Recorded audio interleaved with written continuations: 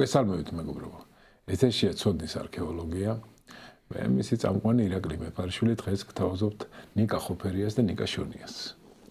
და ჩვენ შევათანხმეთ ესეთი ძალიან საინტერესო თემა საქართველოს ისტორიიდან დემნა უფლისწულის აჯანყება, მისი ტრაგიკული ბედი. ეს ძალიან საინტერესო ისტორია არის, იმიტომ რომ მთლიანად არის გაშლილი შუა საუკუნეებისთვის დამახასიათებელი პოლიტიკური მუხანათობა, მაღალი პოლიტიკური კლასია რაღაცნაირად. ანუ ისეთი ეპიზოდია, რომ მას კარგი მწერალი არაჩვეულებრივ დაკრაფტულ ისტორიას შემოგთავაზებდა, მაგრამ სამწუხაროდ ამის ფუფუნება არა ქართულ საზოგადოებას და შეიძლება ჩვენმა დიალოგმა ვინმე ინსპირაციას მოახდინოს, არ ვიცი.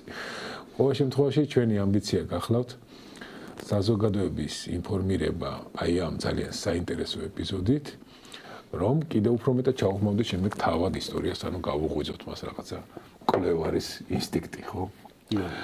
მოდი, ბიჭებო, დემნა უფლისწულის აჯანყება, რომ კარგად გავიგოთ, მე ესეთი სტრატეგია მაქვს. უნდა გავიგოთ კონტექსტი. ანუ დემეტრეს ურთიერთობა დავით მეხუთესთან, შემდეგში დავით მეხუთესთან ის უფროსი ვაჟი გახდათ, მაგრამ როგორც ისტორია ამბობს, თითქოს არ ხვარობდა უფროს ვაჟს, თუ სწორად მახსოვს, ხო? და უმცროს ვაჟს უფრო არ ნიჭებდა უპირატესობას. რაღაცა გაგებით აქ. ხوارი ირღვეოდა ერთგვარი ქართული სამართლის ტრადიცია, ან წმინდა, ასე ვთქვათ, ოჯახური ტრადიციის ერთგვარი რაღაცა ხაზი, რომ უფროს ვაჟს ეკუთვნოდა წესით მეფობა, მაგრამ რატომღაც გიორგი იყო მოაზრებული როგორც მემკვიდრე. მოგესალმებით. მიხარია თქვენ პოდკასტში სტუმრობა, იმედი მაქვს რომ განვითარდება კიდევ უფრო და ძალიან ბევრ საინტერესო ეპიზოდს ჩაიწერთ. აუცილებლად. ყველა საგანმანათლებლო პროექტს საერთოდ უსურვებ ხოლმე წარმატებას, იმიტომ რომ მე თვითონაც ამ ხრივ ვცდილობ რომ გავავითარო პროექტი და შესაბამისად ყველას ხელი შევუწყობ მე თვითონაც პირველად შემეძლება რომ ნუ ეს საქმე და განათლება რა თქმა უნდა საქართველოში რაც საკმაოდ პრობლემური არის და გვჭირდება კრიტიკული ანალიზი ძალიან ბევრი რამის, არა მარტო ისტორიის, ანუ ყველაფრის, ყველა სფეროში. და ჩვენი ისტორიის გაანალიზება ამასთან ერთად, რა თქმა უნდა, ძალიან აუცილებელია, მოკლედ. ეს არის პერიოდი ძალიან საინტერესო, რომელიც დავით აღმაშენებლის სიკვდილის შემდეგ იწყება 1125 წლის მერე და პირადად მე მოვიხსენებ ხოლმე დავითის მემკვიდრეების სამოქალაქო ომის სახელით უბრალოდ, რომელიც გრძელდება საკმაოდ დიდი ხანი. პრინციპში თამარის გამეფებითაც კი არ დამთავრებულა. თამარის მეფობის პერიოდშიც გრძელდება, სანამ მე უკვე მე-13 საუკუნის დასაწყისში პრინციპში არ დამთავრდება რაღაც დონეზე ეს პირველი ძალიან დიდი ეტაპი. ანუ მთელი ოქროს ხანის მანძილზე, საქართველოს ოქროს ხანის მანძილზე თითქმის სამოქალაქო ომები სულ წარმოდგენილი გვაქვს. ანუ სამოქალაქო ომები განხილული არის ხოლმე სხვადასხვა თვალსაჩინით. რა თქმა უნდა, მარქსისტული ისტორიოგრაფია უფრო უყურებდა კლასობრივი ბრძოლის თვალსაჩინითაც, არის ფეოდალთა კლასი, არის ქალაქის მოქალაქეები ამ შემთხვევაში, რომლებიც საშუალო ფენას წარმოადგენენ შუა საუკუნეებისათვის. რა თქმა უნდა, აქ არიან დაწინაურებული, მაგრამ ზოგიერთი მეფის დროს დაწინაურებული ისეთი ადამიანები, რომლებსაც მანამდე არ ჰქონდათ დიდი წარმომავლობა ამ შემთხვევაში არისტოკრატული და აი მათ შორის ბრძოლად განიხილავდა ხოლმე ამას, თუ რომელი ამ შემთხვევაში მოეპოვებდა უპირატესობას, ან მეფე, რომელს დაუჭერდა მხარს. სხვა თვალსაზრისით შეგვიძლია ვთქვათ ისიც, რომ არის დინასტიური ბრძოლაც არის, ხო, რომლის შედეგადაც თამარის დროს უკვე ფაქტობრივად მამაკაცი მემკვიდრე აღარ რჩება ბაგრატიონების საგვარეულოში, იმიტომ რომ თითქმის ყველა შეეწირება ამ ომს, ბოლოს გიორგი მესამეს აღმოაჩნდა მხოლოდ ქალი მემკვიდრე და შემდგომში ის აგრძელებს მის საგვარეულოს. ამიტომაც აი ზოგჯერ ეს საკითხი განხილულია ხოლმე ძალიან დრამატულად, რომ აი ფაქტობრივად ბაგრატიონებმა გაანადგურეს თავიანთი საგვარეულო, გაწყდა გვარი და ასე შემდეგ. პრინციპში ხა ეს არ არის მონარქიების ისტორიას თუ გადავხედავთ, არ არის განსაკუთრებული შემთხვევა ამ თვალსაზრისით, იმიტომ რომ ბევრგან მომხდარა, რომ გამწყდარა, ხო, მამაკაცის ხაზი, თუმცა მაინც გრძელდება საგვარეულო ამ შემთხვევაში, იმიტომ რომ თამარი არის მეფე ჩვეულებრივ და მის საგვარეულო მაინც ამით გრძელდება, ხოლო დინასტიებს რომ წარმომავლობა არ აქვთ ეთნიკური ათნიკობაზე არ უნდა ვიმსჯელოთ მათი, ესეც ვიცით რა თქმა უნდა ისტორიკოსებმა, იმიტომ რომ ის მუდმივად იცვლება, ხო, რავი დინასტიური ქორწინება ხდება და აუცილებლად იცვლება შემდგომ პერიოდში. მე ამბობ ხოლმე რომ მაგალითად თამარის მემკვიდრეები ან ოსები იყვნენ, ან შემდგომში რუსუდანის მემკვიდრეები, თურქმანები და ასე შემდეგ. მაგრამ ეს ასე არ არის, რა თქმა უნდა, იმიტომ რომ ბაგრატიონები თავიანთ წარმომავლობასაც კი უცხოურს უკავშირებდნენ, ხო, ისინი ბიბლიური დავითის წარმომავლები იყვნენ, ისევე როგორც ყველა არისტოკრატიული საგვარეულო, რომელიც ამ პერიოდში მოღვაწეობს. მეორე რაც შეიძლება ითქვას ამ სამოქალაქო ომების სერიაზე, რა თქმა უნდა, არის ის, რომ რამდენად გაუძლო იმ პერიოდის საქართველოს აი ამ ძალიან მნიშვნელოვან დაპირისპირებას, შიდა დაპირისპირებას, იმიტომ რომ გავითვალისწინოთ გარშემო რა ხდება, ხო? კონტექსტით რომ დავინახოთ, რა თქმა უნდა, საგარეოც ამისი, არა მარტო საშინაო და გარეთ ერთი რამაც ხელი შეუწყო შეიძლება ითქვას ამას, არის რომ არც ერთი ძლავრი გაერთიანებული ისლამური იმპერია იმ მომენტში სასაზღვრო ზონაში არ არის ფაქტობრივად. აღმოსავლეთი არის დაშლილი თურქ-სელჩუკების იმპერიის დაშლის შემდეგ არის ფაქტობრივად გაფანტული სხვადასხვა საამიროები, რომლებიც ერთმანეთზე მაინც ძლიერები არ არიან. ერთმანეთში ისინი ციბძვიან, პლუს არის ჯვაროსნები ყავს აღმოსავლეთში წარმოდგენილი. შესაბამისად, თურქ-სელჩუკების იმპერიის დაშლის შემდეგ საქართველოს აი ერთიანი ძლავრი მოწინააღმდეგე, რომელიც აბსოლუტურად აი 10 ჯერ იქნებოდა აღმატებული მასე ძალებით, ფაქტობრივად არ ყავდა რეგიონში. შესაბამისად, აი ამან უფრო გასახანი მისცა თითქოს იმას, რომ ქვეყნის შიდა არეულობა არ მოქმედებდა მაინც საქართველოს საგარეო წარუმატებლობაზე ამ პერიოდში. ანუ დავით აღმაშენებლის მიღწეული წარმატება ინერციას ინარჩუნებს ფაქტობრივად მთელი ამ პერიოდის მანძილზე. და მიუხედავად იმისა, რომ შინაომები მიმდინარეობს, თითოეული ეს მეფე, რომელიც ამ შინაომების პერიოდში მოღვაწეობს, დემეტრე მაგალითად, ან თუნდაც გიორგი მესამე შემდგომში თამარი, საგარეო წარმატებებით მაინც გამოირჩევიან მეზობლებთან, ხო? თუნდაც იგივე დემეტრეს დროს განძის აღება ხდება, მეზობლების დამარცხება, შეინარჩუნა ეს დავითის მემკვიდრეობა, შემდგომში გიორგი მესამე საკმაოდ აგრესიულ პოლიტიკას აწარმოებს, ხო? ახლო აღმოსავლეთში, მიუხედავად იმისა, რომ მარცხსაც განიცდის ზოგჯერ, მაინც მთლიანობაში ის პოზიციებს ინარჩუნებს და თამარის დროს მე საკმაოდ დიდი საგარეო წარმატებები იყო, მათ შორის შამქორისა და ბასიანის ცნობილი ბრძოლებში გამარჯვებები ირანში, ლაშქრობა და ასე შემდეგ. ასე რომ შეგვიძლია ვთქვათ, რომ ამ შინაომებმა მაინც საქართველოს სიძლიერე იმდენად ვერ შეარყია. მიუხედავად იმისა, რომ ერთი შეხედვით თუ გადავავლოთ ჩვენ ისტორიულ წყაროებს თვალს, საკმაოდ ძაფრი იყო ეს დაპირისპირება, იმიტომ რომ გარდა იმისა, რომ რამდენიმე ბრძოლაშიც გარდაისახა თავისთავად, ხო, მათ შორის პირველი იყო ის, როცა დავითი ან ვახტანგი ჯანყდება თავის ზოზე დემეტრეს წინააღმდეგ, იმიტომ რომ დავით აღმაშენებლის მეორე ვაჟის ვახტანგის აჯანყებაზეც არის ხოლმე, ხო, საუბარი. ხანო მოსაზრება გახდათ, ანუ დემეტრე სომეხი უცნობი ქალბატონის შვილი გახდათ და იყო რაღაც ალბათ, არ ვიცი, რაღაცა ერთგვარი გაუგებრობა. ანუ რა ვახტანგი ვისი შვილი გახდათ? ვახტანგი იყო ყივჩაღი ქალის შვილი, გურანდუხტის, რომელიც მეორე ცოლი იყო დავით აღმაშენებლისა და თუმცა აქ ძალიან საინტერესო ფაქტია, თუნდაც ის, რომ არის აღმოჩენილი ანსელუსის წერილები, ეს იყო ჯვაროსნული, ანუ აღმოსავლეთში იერუსალიმში მოღვაწე ბერი, რომელმაც იყიდა დავითის ქვრივისგან ჯვრის ნატეხი, ეს არის ძელი ცხოველის ნატეხი და შემდგომში პარიზში გზავნის სამ ჯვარს და ანუ იქ რომელი ქვრივია მოხსენიებული, ამ შემთხვევაში დავითის პირველი ცოლი იყო თუ მეორე ცოლიც უკვე გაშორებული იყო ამ დროისთვის და იმ დროის არის ზუსტად არ არის, ეხლაც კი დავის საგანი არის ხოლმე, თუმცა საინტერესო ფაქტია თავისთავად. შესაბამისად, აი ხო ეს დავითის ყავდა ეს ორი ვაჟი, რომელთაგან უფროსი დემეტრე მის ანდერძის მიხედვითაც ჩანს, რომ მოიაზრებოდა ტახტის მემკვიდრე. ისიც აი დავაკვირდებით დავითის მოღვაწეობას, თითქმის ყოველთვის გვერდში უდგას. დიდგორის ბრძოლის ერთ-ერთი მთავარი გმირი არის დემეტრე, რომელიც ასრულებს მთავარ მანევრს ფაქტობრივად, ხო, ამ ბრძოლაში და შემდგომშიც აი მაგალითად ალფარიკი, მუსლიმი ისტორიკოსი, ჩამოსული არის ის და დემეტრე შეხვდება და ის ამბობს, რომ დემეტრე დამათვალიერებინა კიდეცო ბრძოლის ადგილიო და მითხრაო, რომ აი როგორ წარიმართავო რა, აქ მოქმედებებიო, რაც ნიშნავს იმას, რომ დემეტრე ერთ-ერთი გადამწყვეტი ფიგურა იყო, მოკლედ რომ თქვა ამ ბრძოლაში და დავითი ამას აღიარებს კიდეც და მიუთითებს, რომ აი ღმერთმა მიწყალობაო ესეცო, რომ აი ესეთი ძე მყავს, რომ ჩემზე უკეთესიაო კიდეო, ასე ამბობს ანდერძში.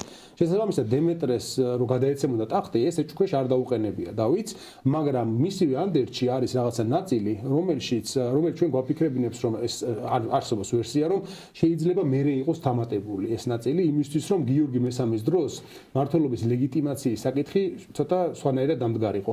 იმიტომ რომ იქ ამბობს, რომ თუ ვახტანგი, ანუ მეორე ვაჟი, ცოტა უკეთესი გამოდგება, ანუ უფრო ივარგებსო სამეფოთო, მერე იქნება ის გამეფდეს, აი დაახლოებით ეს გავს ტექსტს ხვდებით იქ. რაც ცოტა უცნაური პრეცედენტი არის ერთ შეხედვით, ხო, იმიტომ რომ მანამდე დავაკვირდებით ქართული ისტორიოგრაფიას კი ყოფილა აუკლარჯეთის სამეფოში მაგალითად, რომ გამეფებულა არა პირველი, ამ შემთხვევაში მეორე ძეს მიუღიანაში და ძალაუფლება, მაგრამ მაშინ რაც გაერთიანებული საქართველოს მეფეები მოდის, ყოველთვის უფროს ვაჟზე გადადიოდა ხოლმე ძალაუფლება და არც არ ყოფილა რომ აი მოდი უმცროსი ვაჟი გახდეს და იმას წავართვათ მემკვიდრეობა. ასე რომ ხა აქაც არ ხდება პრინციპში ეს, მაგრამ მაინც ლეგიტიმაცია ეძლევა რომ უმცროსმა ვაჟმაც მიიღოს მემკვიდრეობა. ამიტომაც აი ეს ანდერძი დღემდე კითხვის ნიშნის ქვეშ არის, დავით აღმაშენებლის დროს არის სრულად შედგენილი ეს ანდერძი, თუ არ არის მის დროს სრულად და მე მაგალითად შევსებული არის, იმიტომ რომ ხდებოდა ხოლმე ეს. ისე რომ დაუბრუნოთ იმ კითხვას, ანუ რატომ იყო დემეტრეს მიერ შერჩეული უმცროსი ვაჟი, როგორც მთავარი მემკვიდრე. ისტორია მე რამდენადაც მახსოვს კონკრეტული ცნობები, ანუ რატომ არის ერთგვარი რაღაცა, თითქოს გაუგებრობა თუ რაღაცა ერთგვარი უსიყვარულობა მამაშვილის შორის, ამაზე კონკრეტული ცნობები არ აქვს. მაგრამ აქ ხო არ ირღვევა რაღაცა სამართლის წესი და შენ როგორ ფიქრობ, აი რა შესაძლოა? სამართლის წესს რაც შეეხება, ეხლა ჩვენ ვერ ვიტყვით, რომ ესეთი სამართლის წესზე თუ ლაპარაკობთ, სამართლებრივი დოკუმენტი უნდა არსებობდეს. სამართლებრივი დოკუმენტი ფიზიკურად არ არსებობს, ამიტომ ეს უკვე ინტერპრეტაციის საკითხია. ეხლა რაც შეეხება ამას, რომ არსებობს თორა, რომ ხელშეუხებელი წეს კანონი, რომლის მიხედვით უფროსი ვაჟი უნდა გამეფდეს. სამისოთ ცოტა უკან რო წავიდეთ და იქიდან წამოვყვეთ, ხო? იმიტომ რომ საქართველოს სამეფო როგორც ერთიანი პოლიტიკური სუბიექტი ამ დროს ჯერ კიდევ არ არის ძალიან დიდი ხნის.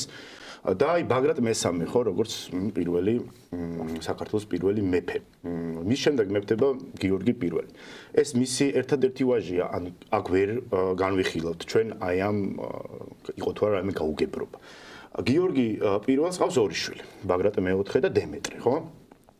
ბაგრატ მეოთხე პატარაობიდანვე აღქმული როგორც ტახტის მემკვიდრე, იმიტომ რომ ბასილე მეორესთან დადებული შეთანხმებით ტახტის მემკვიდრე მძევლად წავიდა და მაგ დროს შეიძლება არც ყარს მეორე ვაჟი, იმიტომ რომ ის მეორე ვაჟი მეორე ცოლისგან არის.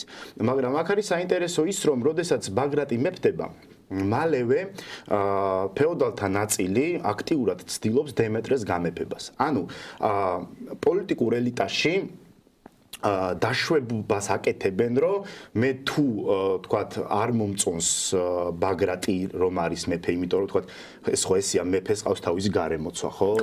ყველა ფეოდალი არასდროს არ არის კმაყოფილი არსებული მეფით. ფეოდალები ერთიანდებიან მეფის გარშემო, მაგრამ არის სხვა ჯგუფი, რომელიც შედარებით ჭრდილშია და მას სურს რომ დაწინაურდეს. დაწინაურების ერთ-ერთი საშუალება შეიძლება იყოს მეფის ჩანაცვლება და ისინი ცდილობენ რომ უმცროსი ვაჟი გაამეფონ.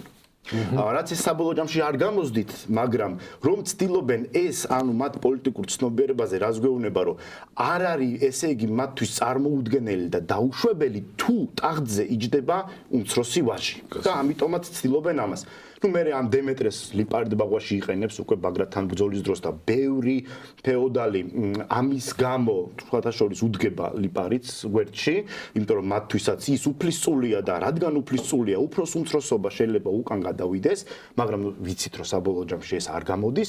ბაგრატს ყავს გიორგი მეორე და ესეც ერთადერთი შვილია და ერთს აქ ვერ გავიგებთ, გიორგისაც ერთი დავითი ყავს და ვერ გავიგებთ, მაგრამ მე ამით იმის თქმა მინდა რომ ჩემი აზრით ვინ გამეფდება მეტწილად დამოკიდებული არის არა იმდენად უფროს უმცროსობაზე, არამედ რამდენადაც არამედ იმაზე მეფე ვის თვლის და პოლიტიკური ძალაუფლების მქონე ადამიანები ვის გარშემო დაჯგუფდებიან.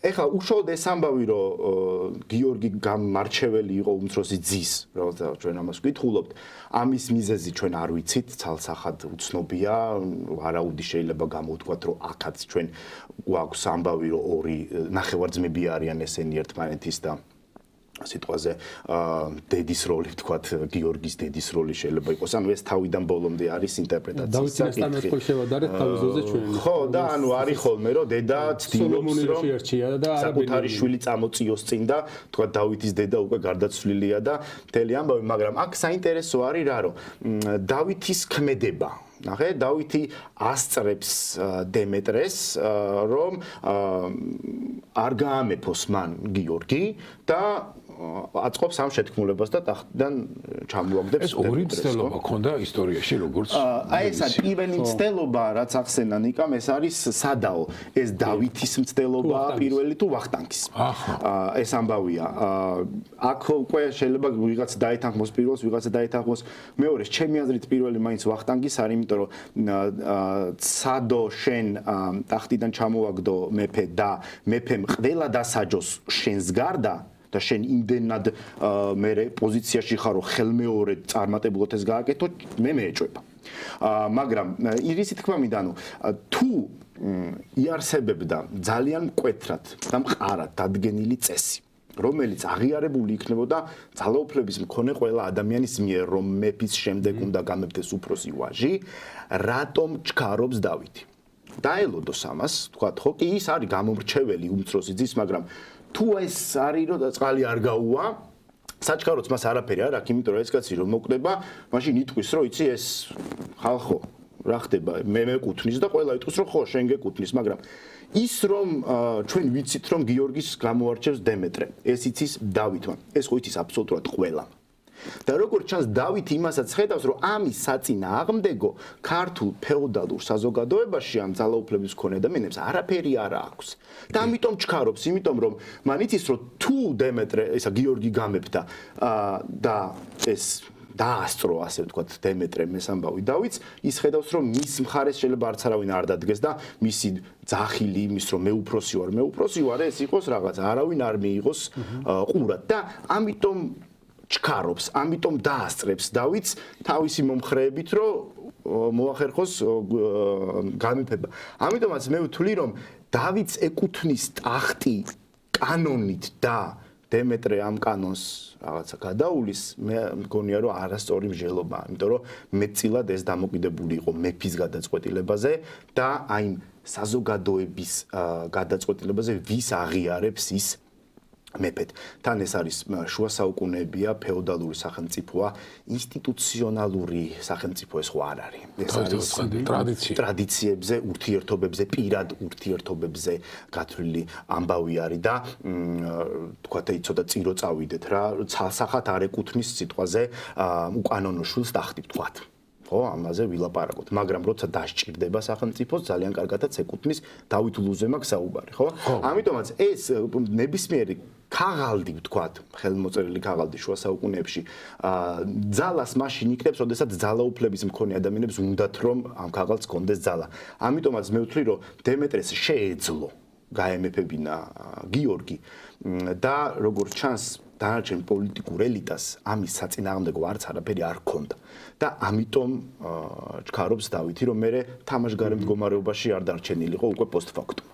ანუ თან ამავე დროს არსებობს კიდევ რაღაცა ის შესაძლებლობა რომ თუ კი ეს სამართლებრივი ასე ვთქვათ არანაირი კანონმდებლობა არ არის და ძირითადად მაინც ტრადიციის არ ვიცით ხო ამ დონეზე რომ ტრადიციის სიწმინდეზეა და ასე შემდეგ აი ამ ტრადიციის სიწმინდეში მას შეუძლია მოაგროვოს კონკრეტული არგუმენტები რომ მე უფროსი ვაჟი ვარ და მეკუთვნის და აქედან გამომდინარე მორალური არგუმენტები თუ მორალური არგუმენტები გააჩნდეს და კი რა არის მაინც უფროს ვარს აქვს უპირატესობა ზოგადი ტრადიცია ანუ ოჯახის მიერ ანუ მემკვიდრეობის ერთგვარი განაწილების როგორც ფეოდალურ კლასში და ზოგადად საზოგადოებაში ნუ შუა საუკუნეებში ასე სხვადასხვა დასავლეთ ევროპაშიც მსგავსი სიტუაციაა ეს სალიკური სამართლის მიხედვით მაგალითად საფრანგეთში იგივე გადადიოდა ხოლმე რა თქმა უნდა უფროს ვაჟზე შემთხვევაში ან ან ქალზე არავითარ შემთხვევაში არ შეიძლება და გადაცემა რამაც გამოიწვია თავის დროზე 100 წლიანი ომი საფრანგეთსა და ინგლისის შორის როდესაც იქ ინგლისის მეფემ დედის მხრიდან ჩათვალა რომ თვითონ იყო უფრო კანონიერი მემკვიდრე ვიდრე სვალუების საგვარეულო რომელიც მის ნაცვლად მოვიდა.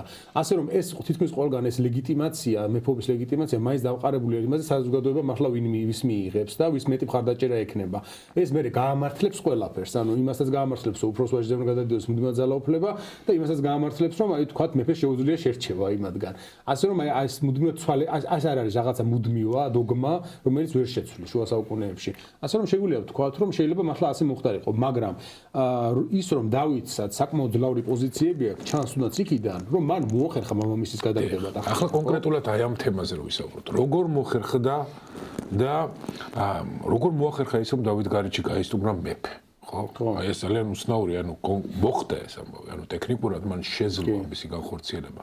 ვინ იყო მისი მხარდამჭერები? ანუ აი თქვენ ბრძანეთ რომ პირველ აჯანყებაში ზუსტად არ ვიცით, ანუ იყო ეს დავითი თუ ვახტანგი, მაგრამ იმ აჯანყებაში ანუ იყო კონკრეტულად დასჭირილი პირები და მისი შვილი ერთ-ერთი შვილი იყო დაპატიმრებული და შემდეგ გაათავისუფლებინა ეს შვილი. ანუ თუ კი თავად არ მონაწილეობდა, როგორც აბულეთის ძეები, აბულეთის ძეები, თუ კი თავად არ მონაწილეობდა, მაშინ რატომ იყო ასე თქვა დაინტერესებული იგივე ასე თქვა თან იქ მომენტია დემეტრე რომ მივა აბულეთის ძეებთან და ეტყვის რომ აჰა დამიჭირეო რა, ანუ იმ ციხეში თვითონ მიადგება რა. ანუ ფაქტობრივად აი პირველი აჯანყებას ვერ ჩავთვლით რომ რაღაც დიდი მასშტაბური სამხედრო შინაარსი აქვს ამ შემთხვევაში უფრო იყო ის რომ შეთქმულება არსებობდა და დემეტრემ ნაადრევადვე გამოააშკარავა შეთქმულება და ეს აბულეთის ძეებიც აიძულა რომ თავის დროზევე არ ჩარეულიყვნენ ამაში და შემდგომში შეიპყრო რა ეს მონაწილეები მაგრამ ეს აბულეთის ძეების დაწინაურება ჩანს სამაგიეროდ დავითის გამეფების მერე რაც მიუთითებს იმაზე რომ ანუ მას აქვს ხარდაჭერა რაღაცა ნაწილისა ფეოდალური კლასისა და მათ შორის ასევე ჩანს სომხების ხარდაჭერა იმიტომ რომ გავითვალისწინოთ რომ საქართველოს სამეფო იმ დროისთვის ახლა მაშინ ჯერ საქართველო არ არის რაღაცა მონოეთნიკური სახელმწიფო რომ თქვას რომ ყველას ესმის რომ ქართველი ამ შემთხვევაში ხო მეფის ტიტულატურაც კარგად გვესმის რომ მეფე აფხაზთა ქართველთა რანთა კახთა და სომეხთა ხო შესაძლოა ნაციონალიზმის ეს გვიანდელი მოვლენაა როგორც გვიანდელი მოვლენაა და ამ პერიოდში ეს სომხებიც რომელთაც დავითის დროს ჯერ კიდევ ჰქონდათ სამეფო ტაშիր ძორაკეტის სამეფო ანუ ლორეს სამეფო ეგრეთ წოდებული კვირიკიანების საგვარეულო სათავეში ის სამეფო ინკორპორაცია მოხდა მისი საქართველოს სამეფოში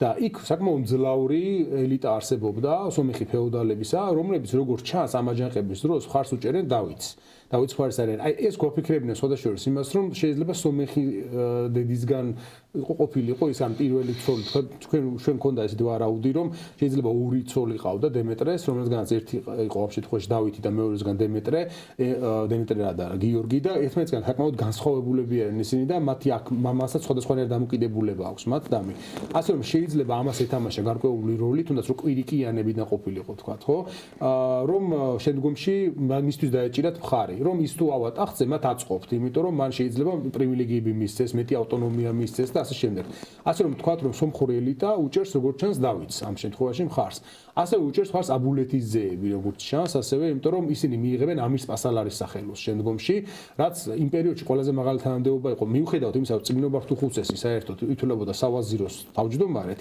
ამირ სპასალარი იყო მეფის მერე ალბათ მეორე კაცი მაინც იმიტომ რომ ის იყო არმიის მეთაური ხო იმ პერიოდში და ფაქტობრივად ყველა საგვარეულო ცდილობდა ხოლმე რომ ამირ სპასალარის სახელო ჩაეგდო ხელში როგორც შემდგომში ათაბაგობა იყო მაგალითად ფლოვიანოცა გაჩნდა ამიტომ აი აქ გამოიკვეთება ყოველთვის წყაროებში ზუსტად არ არის მითითებული ამას რომელი კონკრეტული ფეოდალები ჩამოსია არ არის გვაქვს იმისა რომ ვინ უჭერს მხარს მაგრამ ჩანს რომ სომხური ელიტა მხარს უჭერს და ჩანს რომ ეს აბულეთის ძეები და რამდენიმე მძლავრი ფეოდალური სახლიც ასევე მხარს უჭერს და როგორც ჩანს გიორგის პოზიციები ჯერ კიდევ არ არის ისეთი ძლიერი ამ პერიოდში ყოველ შემთხვევაში და ასაკითაც უფრო მცროსია ის რა თქმა უნდა ასე რომ ახერხებს დავითი რაღაც მომენტში რომ დემეტრე გაანეიტრალოს ის გაგზავნოს მონასტერში და იქ საინტერესო ცნობაა რომ შემდგომში დემეტრე წყაროების მიხედვით ლოცულობს რომ უფრო ან მასზე უფრო ადრე მისი შვილი გარდაიცვალოს ანუ დავითის სიკვდილზე ლოცულობს ფაქტობრივად რა თვითონ რაც მოხდება კიდევაც მერტვა შეისმინა აი ეს აი მეც დავამატებ აბულეთის ძეებთან დაკავშირებით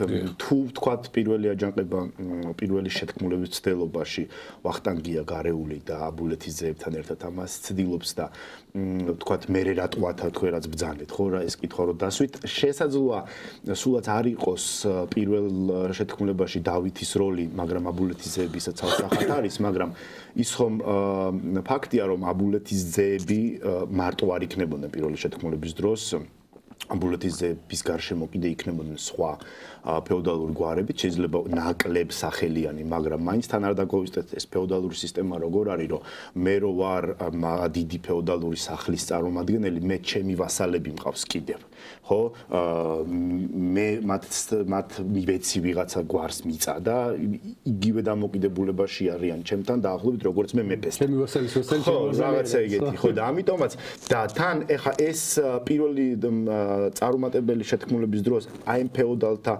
ჯგუფი რა თქმა უნდა დემეტრესთან უარყოფით დამოკიდებულებაში არიან და დავითი შეიძლება ამას იყენებს დემეტრეს წინააღმდეგ მოქმედების დროს ანუ დემეტრეს ყოფილ მტრებს ურიგდება ნუ სომხების საკითხი ცალსახაა და ეს კარგად ჩანს სომხურ წყაროებში ვარდანთან და ხითარგოშთან პირდაპირ ჩანს აქ დავითის მიმართ დამოკიდებულება პირველ წყაროში საუბარი არის იმაზე რომ ნუ კეთილი და ჭკვიანი დავითი გამეფდა და თან აქ ერთი ძალიან მნიშვნელოვანი მომენტია სომხურ წყაროებში სომხური წყაროების მიხედვით რითიც ის ეწინააღმდეგება ქართულ წყაროებს არის ის რომ სომხურ წყაროებში დემეტრე კვდება და მერე მეფდება დავითი. ანუ სომხური წყაროები არსად არ ამბობენ დავითის მიერ დემეტრეს ტახტიდან ჩამოგდებას, იმიტომ რომ ეს ცალსახად უზურპაციაა. და შენ როდესაც მოქმედ მეფეს ჩამოაგდებ, უზურპატორი ხარ, ხო და სომხებს ეს რა თქმა უნდა, სომხურ მხარეს ეს არ აწყობს, რომ დავითი უზურპატორი იყოს, ხო, იმიტომ რომ უზურპაცია ეს ცალსახად ცუდი ეს არის ამბავი, ცუდი ფაქტია, ხო და ამიტომაც იქ ჯერ დავითი კვდება ჩვეულებრივად, მერე მოდის დემეტრე კვდება, მერე მოდის დავითი და იმ ხითარ-გოშთან პირდაპირ არის ნათქვამი, რომ ის კარგად იყო განწყობილი სომეხი დიდებულების მიმართ, იქ დააწინაურა თბილისის სომეხი, რა ქვია, მეირა თუ ეს რა ქვია რაღაც ტიტული აქვს რა მართველი ასე ვთქვათ. ნუ სომხურ არისტოკრატიას სატრაპი ხო, სატრაპი. და ასევე იქ წავიდა საუბარი აი რაც ბრძანა ნიკამ რომ აი ამ სამეფოს აღდგენაზე და ასევე რელიგიური საკითხი დაინტერესდა დავითი ჭეშმარიტი რელიგიით, რა თქმა უნდა სომხური ეკლესია ეგულისხმება და რაღაც პრივილეგიების მინიჭებაზე იყო საუბარი თუ რატომ არის დავითი აი ამ რელიგიის მიმართ ასე განწყობილი, აქაც დედის როლი ხომ არ არის, ნუ ჩვენ ამას ვერ გავიგოთ, მაგრამ ცალსახარო სომხები, სომხური არისტოკრატია და აბულეთის ძეები და მათი გარემოცვა, რომელიც ყოფილი მტრები არიან დემეტრესი, დავითის მხარეს დგანან და როგორც ჩანს ძალიან სწრაფად მოქმედებენ ეს ადამიანები და ჩამოაგდებენ დემეტრეს, მაგრამ საინტერესო რა არის, რომ ეს ამბავი როგორც ჩანს დავითის ეს ქმედება კი წარმატებული იყო, მაგრამ აი როგორ თქვა, ბლიცკრიგს გავს რა, ანუ შენ უცებ მიაღწევ წარმატებას, მაგრამ შემდეგ აღარა გაქვს ესეთი მყარი საფუძველი ამ წარმატების შესანარჩუნებლად, იმიტომ რომ 6 თვე გაჩავ მარტო ტახტზე. რა მოხდა? ამ 6 თვეში მოკვდა, მოკლეს. ავად იყო და კიდე ერთი მნიშვნელოვანი მომენტი. დავით მეხუთეს მეუღლე ვინ არის და შვილი აი ამ მომენტში უკვე ყავს, როცა ის მეფე არის, ანუ შვილი თავისთავად ცხადია ყავს, რა ასაკის არის? ხო, საერთოდ მისი სიკვდილის გარემოებები არ არის მაინც და მაინც კაფეო, მაგრამ ერთი ვერსიის მიხედვით ვიცით რომ უბრალოდ ცუდად გახდა, მოკლედ თქვა და მოკვდა და მეორე ვერსიის მიხედვით მოწამლეს. მოწამლა ბრალდება მათ შორის ორბელების საგვარეულოს, ორბელების საგვარეულოს, თითქოს მათ მოიშორეს თავიდან იმიტომ, რომ ამან აბულეთის ძეების მიენიჭა უპირატესობა, როცა ორბელები ფლობდნენ ხოლმე უფრო მაღალ თანამდებობას, მათ შორის ამის პასალარის სახელოს და შესაბამისად მათ არ აწყობდათ, ასე გამოდის თითქოს ამ შემთხვევაში ამ ვერსიით დავითის სიკვდილი. ან მისი სიკვდილიც აი ძალიან უცნაურ გარემოებში ხდება ის, რომ სიკვდილის წინ ფაქტობრივად მთელი რიგი მოქმედებებს ახორციელებს ეს კაცი, ანუ ესე უცებ არ კვდება. სიკვდილის წინ მაგალითად ერთ-ერთი წყაროს მიხედვით იბარებს თავის იმას, ძმას და თავის ძეს შეავედრებს იმას და ეთქვის რომ შენ იმეფე და როცა მეფობის ჟის მოიკლავო ჩემი ვაჟი მე აიყვანე ტახტზე გაამეფეო რა საკმაოდ ასო წარკვეთილ მოთხოვნას გავს ამ შემთხვევაში ანუ ეს წყარო ეს ძალიან მნიშვნელოვანი მომენტი ერთის მხრივ რამოდენიმე ასე თქვა ლოგიკურ ინტერპრეტაციების საშუალებას იძლევა რომ ესე იგი დავით მეხუთე იყო ავად რომ ასეთი რაღაცას რო იყო ესე იგი ავად არის ხო ანუ რაღაცას ხო ანუ სიკვდილი არ უგზნია არ მოსულა მისთვის მოულოდნელად ის გრძნობს რაღაცა სიკვდილს ალბათ შეიძლება ავად არის ავად არის სავარაუდოდ ანუ როგორც ჩანს მოწამვლის ვერსია საკმაოდ ახლოს არის რეალობასთან იმიტომ რომ ხა დავით მეხუთე იყო ახალგაზრდა მანამდე არცად არ არის გამოვლენილი არც ერთ წყაროში რომ ამ ფიზიკურ ნაკალზე ყოფილიყო ლაპარაკი ან დაავადებაზე რაღაცა და მაინც და მეც გამეფების მერე 6 თვეში მისი სიკვდილი თანაც აი თუნდაც ის წყარო რომელიც დემეტრე ლოცულობს რომ ჩემი შვილი ჩემზე ადრე მოკვდესო მიუთითებს სავარაუდოდ იმაზე რომ მან მოახდინა ისევ ამ თავისი შვილი ჩამოაგდეს ფაქტობრივად ისევ ტახტიდან და მოკლეს ან მოიშორეს იმიტომ რომ ის მისი თელი ძალაუფლება როგორც ჩანს იდგა მაინც ამ ერთად იმიტომ რომ მისი მემკვიდრე იყო ძალიან მცირეწლოვანი დემნა იმიტომ რომ მას ახსაზდელად მე მისცემენ ორბელებს ეს და აი ერთმანეთს უპირისპირდება სხვადასხვა წყაროები, იმიტომ რომ აი ინტერპრეტაციები ამ წყაროების განსხვავებული არსებობს, იმიტომ რომ თვითონ წყაროებიც არ ეთანხმებიან ერთმანეთს. აი თუნდაც ის რომ ცდელობა არის აშკარად, რომ ლეგიტიმაცია მიენიჭოს ან ერთს ან მეორე მხარეს, ერთი წყაროს მიხედვით ვიცით რომ დემეტრე ცოცხალი არის და დაბრუნდება ტახტზე იმისთვის რომ თავის მეორე ვაჟს გადასცეს გიორგის ძალაუფლება და მეორე წყაროს მიხედვით მკვდარია უკვე, როცა დავითი ტახტზე ადის, ხო? თუნდაც აქედან ჩანს, რომ ხა ეგ არ ეცოდინებოდათ რომ მეფე ცოცხალი ახალი იყო თუ მკვდარი იყო იმ დროს, მაგრამ რა თქმა უნდა, ეს გაკეთებული არის სპეციალურად არის დაწერილი ასე განზრახ იმისთვის რომ მოხდეს ლეგიტიმაცია ამ შემთხვევაში გიორგისა, ხო? იმიტომ რომ მას მამისგან გადაეცემა, მამა დაბრუნდება ტახტზე, ესე გამოდის, ხო? ბერის გაიხადაო დემეტრემ და დაბრუნდა იმისთვის რომ მე თავისი უმცროსი ვაჟი გიორგი აეყვანა ტახტზე. რითაც მამის ხელით იღებს ძალაუფლებას ამ შემთხვევაში ის და გაცილებით უფრო ლეგიტიმურად გამოიყურება, ვიდრე მისი ძმა იყო, ხო, რომელიც უზურპატორი გამოდის, იმიტომ რომ მამა ჩამოაგდო. ახლა მეორე ესეთი შესაძლებელი კითხვა, ხო არ იყო თავად უკვე გიორგი მესამის ერთგვარი მოქმედება, აი თუნდაც ის ფაქტი, რომ ესე იგი ეკლესიიდან გამოიხმო მეფე, ანუ ადამიანი, ანუ კახადა, ანაფორა და კვლავ ისე ვერისკაცობაში შეაყენა, არის თუ არა ესეც რაღაცა, ჩვენ არ ვსაუბრობთ რაღაცა საკანონმდებლო დარღვევაზე, სხვათანამედროვე სამართლებრივი სახელმწიფო არ არის, მაგრამ რაღაცა ტრადიციის დარღვევა მაინც მე მგონი არის, ხო, აი ამ იმაში, იმიტომ რომ ერისკაცობაში ისევ შეიყვანა პერადახვეცილი ადამიანი, ანუ თუნდაც მეფე იყოს ეს. ანუ ეს ხო არ არის უკვე თავად გიორგი მესამეს აქტიურობა, რომ მან მიიღოს მეფე და ანუ რეგენტობის სტატუსია ის დაახლოებით, ხო? ჩვენ თუ კი ანუ სამემკვიდრეო წესს, ანუ იმეფე იქამდე სანამ თუ დავითი ლეგიტიმურია და არა უზურპატორი ამ შემთხვევაში, მაშინ მისი მოთხოვნა კიდე გასაგები არის თავის ძმისადმი, რომ ანუ მისი შვილი უნდა გამეფდეს ეს, ხო? ესე იგი მას უბარებს შენ უნდა იყო მეფე რეგენტი. მეფის მოვალეობის შემსრულებელი იქამდე სანამ ჩემი ვაჟი გახდება სრულწლოვანი.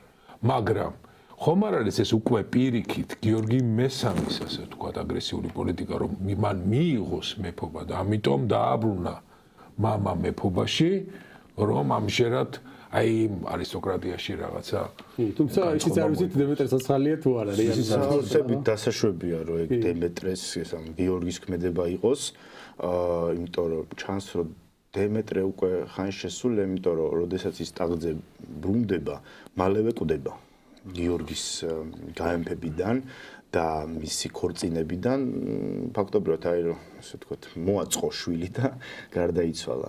თუმცა ჩვენს ასევე რომ მართლა მკვდარი ხო არ იყო და მაგის მე ხო არ გამეფდა დავითმე ხო.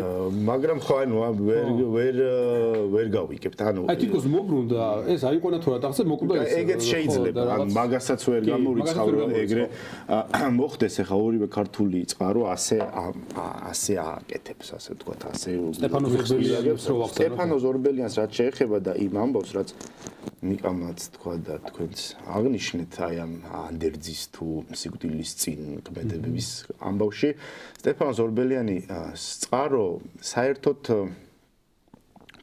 სომხურ წყაროებსაც ეწინააღმდეგება მთელ რიგ შემთხვევებში და ქართულ წყაროებს ხო ეწინააღმდეგება და ეწინააღმდეგება და რაში ეწინააღმდეგება ეხლა ჯერ მოდი სტეფანო ზორბელიანი ვინ არის ხო ეს არის გადარჩენი მორბელთაგან გადარჩენილი რომლებიც შეეწირდნენ დემნაუფლისწულის გამოსვლას და უკვე აქეთ მე-13 საუკუნის ავტორია ყველაზე მეტად არის დაშორებული მოვლენებს და იქ არის ესე რომ იქაც ჩვეულებრივად დემეტრე კვდება და მერე ადის ტახტზე დავითი და 6 თვე აქ არ არის 2 წელი მეფობს დავითი და შემდეგ სიკვდილის წინ 2 წლის შემდეგ იბარებს კათალიკოს მთელ ფეოდალებს და მაშინ შეავედრებს გიორგის თავის ვაჟს რომელიც თანხმობას განაცხადებს და შემდეგ უკვე გიორგი აღარ მისცემს მას მეფობას და მერე იწყება ორბელები გამოდიან როგორც ასე ვთქვათ ამ ანდერძის აღმასრულებელი და სამართლიანობის დამცველები მაგრამ აქ კიდე ეს გარდა ამ 6 თვისა ეწინააღმდეგება სიკვდილს აქ დავითი თავისით კვდება სხვა სომხურ წყაროებში კლავენ აქ ორბელიანის სტეფანოზის წყაროში ორბელიანები არიან სამართლიანობისთვის მებრძოლი გმირები ხოლო იმ სომხურ წყაროებში არიან რეგიციდის ჩამდენები ხო ანუ ძალიან ბევრ რამეში მოდის წინააღმდეგობაში ამიტომაც ჩდება კითხვის ნიშნები რამდენად როგორ უნდა მივიღოთ სტეფანო ზორბელიანის წყარო როდესაც ჩვენ დემნაუფლისწულის აჯანყებაზე საუბრობთ და გვინდა ხოლმე რომ მიზეზები ავხსნათ ამაზე არის ხოლმე ორი გზა ერთი რომელიც ამოსავალი წერტილიც არის სტეფანო ზორბელიანის წყარო და მეორე ჩვენ უნდა ვეძებოთ უკვე თქვათ სხვა პოლიტიკურ შინაარსში ამის ახსნა სტეფანო ზორბელიანის გზით თუ წავალ ძალიან მარტივად ლაგდება ყველაფერი რა რომ დავითი არის ცალსახად სამართლიანი მეფე, რომ დემნას ცალსახად ეკუთვნის ტახტი და გიორგი გამოდის უზურპატორი. იმიტომ რომ ეს წყარო ასე ალაგებს ამ მოვლენებს. თუმცა აპრიორში აღება ამ წყაროსი ჭეშმარიტად მე მიმაჩნია არასწორად. იმიტომ რომ ბევრი ხარვეზია.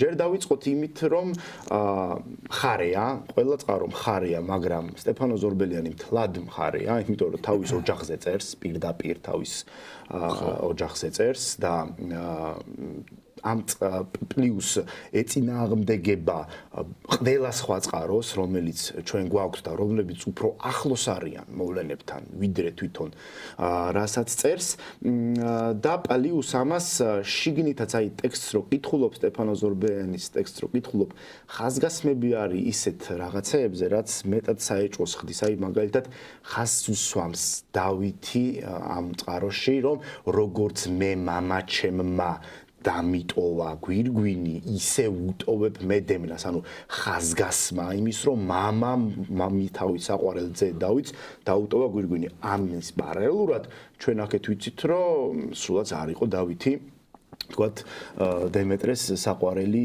ძე, ხო? ნუ რო არ კიდე ნუ ეხა რო არ გავყვეთ იმ ორბელების ეპიზოდს, რომელიც სომხურ წყაროებში კარგად ჩანს. ორი სომხური წყარო აქვს, ორივეგან არის ორბელების როლი და თან ძალიან მკაფიოდ არის მიზეზი. რატომ კლავენ მაინც და მაინც ორბელები? პირველი რაც ახსენე, ეს არის ამირ სპასალარობა, რომელიც ორბელებიდან გადავიდა აბულეთის ძეებზე და მეორე, როდესაც ვსაუბრობთ ჩვენ კვირიკიანების სამეფოს აღდგენაზე, ეს ტერიტორია მოიცავს იმ ტერიტორიას, სადაც მიწები აქვთ ორბელებს. ანუ ფაქტობრივად ორბელებს სახელოც ერთმევად და ტერიტორიებიც ერთმევად.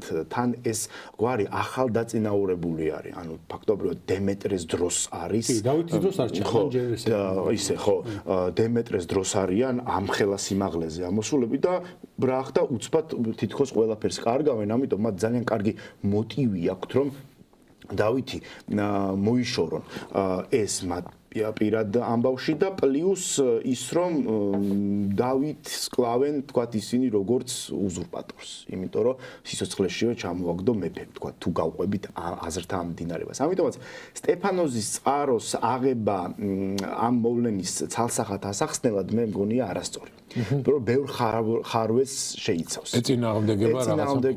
წინააღმდეგობაში მოდის სხვა წყაროებთან და გარკვეული ტიპის ლოგიკასთანაც.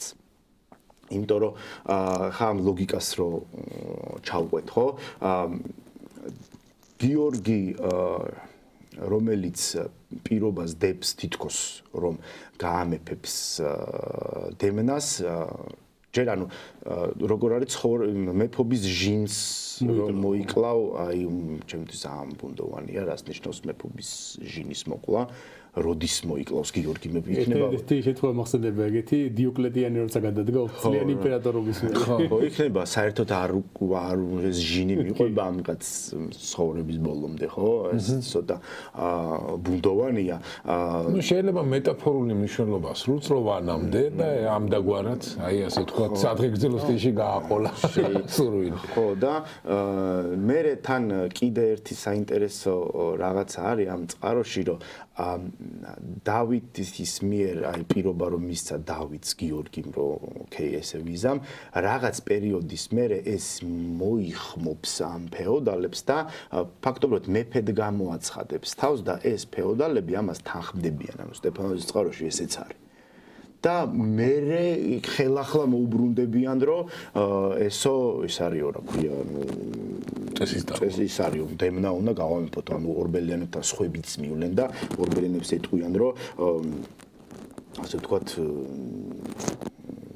მიხედე საქმეს აი აქ ორბელთა გვარზე მინდა გითხოთ ხო არის ერთგვარი მოსაზრება აი ბაღვაშთა გვარი ვინები არიან და ერთგვარი ჰიპოთეზაც არის რომ ორბელები ხომ არ არიან ესენის და ორბელები ანუ ბაღვაშთა გვარის საუფლო ეს თანამედროვე ქვემო იმერეთი უნდა იყოს ხო მე არგვეთიდან იყვნენ თუმცა ამერიკელ დეკარის ერისთავები იყვნენ უკვე თრიალეთის და იმის მმართველები დიახ და არია, ანუ აქ კიდე ცოტა სხვა პერსპექტივა, კიდე უფრო ასე ვთქვათ, ქვედა სამხრეთული ერთგვარი სივრცეების გამგებლები თუ რაღაცა ამდაგვარად მფლობელები გოვლინებიან, მაგრამ ეს ესეთი ვერსია, მაგრამ მე როგორც ვიცი, უმეტესობა ქართულ ისტორიოგრაფიაში არის ზიარებს, რომ ურბელები არიან იგივე ბაღვაშები.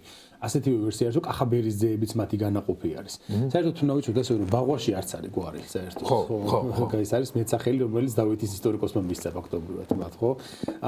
შესაბამისად, ანუ არ ჩანს ისტორიაში, რომ თითქოს აი იმ გვარიდან მე განვითარდა ურბელები, იმიტომ რომ ჯერ ესეთი დავითის დროს ფაქტობრივად გაანადგურეს ისაგვარო ლუკანისგან წარმოადგენილი ბიზანტიაში წავიდა სადღაც, ხო და დამთავრდა ამ საგვაროს ისტორია და პრინციპში ბაგრატიონებისთვის ძალიან მიუღებელი იყო ბაღვაშები, იმიტომ რომ იქამდე მივიდა საქმე მთელი 11 საუკუნე ებზვიან და ბოლო დავითმა მოაშთო თითქოს ეს გვარი, ხო? აი რამდენად მოსალოდნელია რომ ურბელები იყვნენ ის, აი მე მაგალითად მქონია ამაზე დისკუსია და ისტორიკოსებთან, მათ შორის აი მიხეილ ბახტადეს აქვს შესწავლილი საკითხი და ისიც აღნიშნავს, რომ არ არის იგივე საგვარეულო, არაფერი არ ადასტურებს იმას, რომ ისინი არიან ბაღვაშების შტო, ისევე როგორც კახაბერისძეები. კახაბერისძეებზეც არის ეს ჭუი, ისევე რომ ისინიც ბაღვაშების ეს წარმოადგენენ, შტოს წარმოადგენენ. საუბრობთ ახლად დაწინაურებული გვარია და შეიძლება კიდევ ვითქვას ის, რომ ამ პერიოდში საქართველოს უერთდება დავით აღმაშენებლის პერიოდში სამხრეთული ტერიტორიები, მათ შორის ნაწილი სომხეთის სამეფოებისა, რაც მაშინ არსებობდა, ხო? ასე რომ აი ამაზეც ფიქრობენ ხოლმე, რომ ის ახალი გვარი ხო არ არის შემოსული ამ პერიოდში საქართველოში. მაგალითად, ეხლა რო გავიხსენოთ თუნდაც გიორგი მესამის და თამარის პერიოდი, იქ არის ბევრი სამხრეთიდან შემოსული გვარი, ხო? მათ შორის ჯაყელები, მათ შორის ხარგძელები, ახალციხეელები, შემდეგ ისინი რატომ? იმიტომ რომ სამხრეთი არის გაცილებით უფრო ძლიერი და უფრო თავისუფალი იმ თვალსაზრისით, რომ მონაპირე ზონა არის საქართველოსი, რომელშიც გაცილებით იქ ადგილობრივი მმართველებს მეტი ძალაუფლება ენიჭებათ ხოლმე. ასე რომ ყველა იქ ადგილობრივი ფეოდალის მომხრობა და სახელმწიფო სამსახურში ჩაყენება და მათ პრივილეგიების მიცემა მეფეებს სჭირდებოდათ. ასე რომ შეიძლება ურბელებიც გარკვეულწილად ამასთან იყოს რაღაცნაირად დაკავშირებული, თუმცა მათი წარმომავლობა ასევე ჩანს იქიდან ურბის ციხეს უკავშირებენ ხოლმე ასევე. ანუ ზუსტად მათი ესეთი ანუ საიდან არის ეს გვარი, ან ვინ არიან, ან უცებ რომელ წელს გამოჩნდნენ ზუსტად არ ჩანს ეს, მაგრამ დემეტრეზოს დაწინაურებული ახალი საგვარეულოა, რომელსაც შეიძლება ქონდა რაღაც წარსულში რომელიმე გვარიდან განვითარდა კიდეც, მაგრამ ამაზე დაზუსტებით და დარწმუნებით ვერაფერს ვერ ვიტყვით ამ კუთხით, რომ აი მაგალითად ვინ არის ურბელი, მაინც და მაინც აი შეიძლება მას წარმოშობა ქონდეს დებული, შეიძლება არ ქონდეს, ან შეიძლება უცხოეთიდან, ანუ უცხოეთის ტერიტორიიდან შემოსული იყოს, რომელიდანაც მაგალითად არ აკონტროლებდა საქართველოს, მაგალითად იგივე დავითის წინა გიორგი მეურის დროს თანაშემწე. ასე რომ ამაზე ბევრს ვერაფერს ვერ ვიტყვით, მაგრამ ნუ დემეტრეს დროს ჩანან, რომ როგორც ყველაზე ძლიერი გვარი.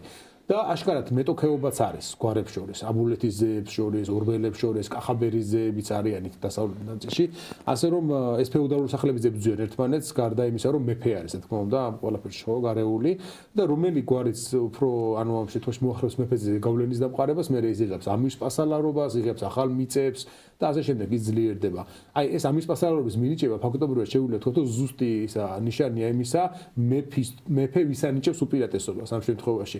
აი თამარის დროსაც მე ხო ხარგძელებმა მიიღეს ამის პასალარობა ათაბაგობა, რაც მიუთითებდა იმას, რომ მეფის მერე მეორე კაცები ისინი იყვნენ ქვეყანაში და აი ამ დროსაც აი ამით თუნდაც ის რომ აბულეთის ზეებს გადასცა დავითმა, მეტყველებს იმაზე, რომ ის ურბელებთან აი ზამაიც კარგად ვერ უნდა იყოს ამ კუთხით, ხო? ასე რომ მათ შორის ეს განხეთქილება საბოლოო ჯამში მივიდა იქამდე, რომ აი მე ცნობები გვაქვს ამაზე, რომ მაგალითად მათ მოკლეს თუნდაც. მაგრამ აქ ყველაზე უცნაური არის რა, ხო, დემნა რომ მისცეს ახსაზდელად ურბელებს. ანუ თუ ურბელებმა მოკლეს მამა დავითი და მისი შვილი, ანუ წაიყვანეს თვითონ გასაზრდელად, ხო? და თან თავი და ურბელმა თავისი ქალიშვილი შეერთო ცოლად დემნას. აი ხლა აქ რამდენად ფიქრობ ეს ვერსია, რომ ეს ისინი იყვნენ მკვლელები დავითისა. იმიტომ რომ მეორე მხრივ დემნა მეყავთ გასაზრდელად და უნათესავდებიან მას, ხო? მას თავის ინსტრუმენტად აქცევენ ფაქტობრივად ისინი და წარმოვიდეთ ხა დემნა რომ მოსულიყო ძალაუფლებაში, ურბელები ყველაფერს აღიდგენდნენ, რაც კი ჰქონდა და იმაზე კიდევ უფრო მეტად გაძლიერდებოდნენ, იმიტომ რომ ნათესავები იყვნენ მეფისა ამ შემთხვევაში, მათი გაზრდილი იქნებოდა ის და რამხელა გავლენა ექნებოდათ, ხო? მასზე წარმოვიდინოთ, მაგრამ აი ეს არის საინტერესო უბრალოდ რომ აი რამდენად არიან ისინი მკვლელები დავითისა, იმიტომ რომ აი შუა საუკუნეებში ყველაფერი შეიძლება მსგავსი რამ მოხდეს, მაგრამ ამ შემთხვევაში მათ რომ მოკლეს დავითი, აი ეს თუ იკითხება, ეს არის საინტერესო. ხო, ივანე ჯავახიშვილმა მაგიტომაც თქვა, რომ ეს სომხური წყაროები, რომლებიც ამბობენ, რომ ურბელებმა მოკლეს დავითი, ამ შემთხვევაში ცდებიან, ტყუიან, იმიტომ რომ მე ურბელებისვე გაზრდილი არის დემნა. თუმცა მაშინ აი რატო ორბელები საიდან მოაფიქრდა ერთსაც და მეორესაც თქვათ რომ სიტყვაზე ორბელების როლი აქვს და პლუს ის ლოგიკური ჯაჭვი თუ რატომ მაინც და მაინც ორბელები რომელსაც მართლა პირდაპირ ინტერესი აქვს დავითის ამბავში ანუ დავითის გაემფება მართლა პირდაპირ ურტყავს ორბელების ძალაუფლებას რა ეს ხო ფაქტია ცხადია ანუ აქ გვაქვს ჩვენ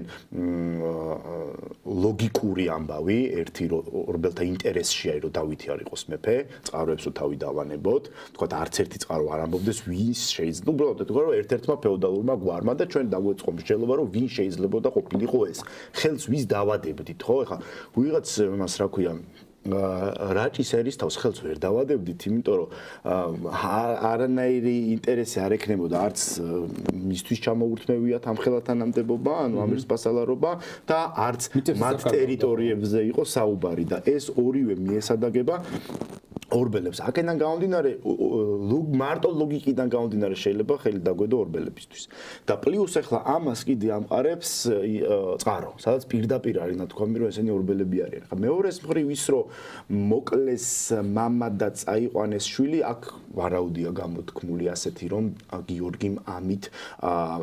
გიორგი ამით შეეცადა დემნას იზოლირებას ანუ ჩააბარა ისეთ ხალხს რომელთანაც თავს შვიდად იბრძნობდა და არ დაუშვებდა და იმას რომ შემდეგ მოვლენები ისე განვითარდებოდა რომ ორბელები აი ამ დემნას მოუტრიალებდნენ რა როდესაც ფაქტობრივად აი როგორ თქვა თითქოს გველების ორმოში დატოვა დემნა გიორგიმ და ამით გააუნებელყო თუმცა როგორც ნახეთ მოტრიალდა ეხლა აქ უკვე რა ვიცი ახლა რაღაცა ისეთი დაშვებები შეიძლება რომ როგორ დაუხატეს დემნას ორბელებმა ეს ამბავი შეიძლება ისე წარმოაჩინეს რომ საერთოდ შენი მოკლაც უნდოდა და ჩვენ არ დავანებეთ და ანუ შეიძლება ახლა ჩვენ უნდა ვილაპარაკოთ როდესაც ჩვენ საუბრობთ წარსულზე და ისტორიულ პერსონებზე ხშირად გვაუწყდება ხოლმე რომ ჩვეულებრივ ადამიანებზე გვაქვს საუბარი და არა რაღაცა ძეგლებზე ხო იქ ყველა ის ადამიანური მოტივი ემოცია ტყუილი მართალი თუ პატიება თუ შურიზიება ისეთივე სიმძაფრით ხორციელდება როგორც დღევანდელობაში ხო რიგით ადამიანებში ჩვეულებრივი მოკვდავები არიან ამიტომაც იქ ახლა რა მეტამორფოზა მოხდა დემნაში და მას როგორ დაუხატეს ეს ამბავი და როგორ შემოუტრიალეს თან ხედავთ რომ არის ძალიან პატარაობაში მიყავთ მათ გაზარდეს და ახლა როგორც რა იმით გაზარდეს იდეით და რა აზრით და როგორ წარმოასახინეს მთელი ეს ამბავი აცმა არ იცის ამიტომაც ახლა გამორიცხვა მაგი იმიტომ რომ ამათმა აღზარდეს გამოურიცხოთ რომ მათ მამა არ მოუკლავთ ჩემი აზრით არ შეიძლება ანუ არის ამაში შუა საუკუნეებში ეს მოსულა მოდი როგორც ასე ვთქვით შეიძლება სავსებით დასაშვებია წაღან ვიკითხე და თუ არის ცნობები ვინ არის დემნას დედა ანუ დავითის მეუღლე ვინ იყო ესეც ცნობები არსებობს ფოტოშოპის მაგ პერიოდში დავაკვირდეთ აი ფაქტობრივად გიორგი მესამის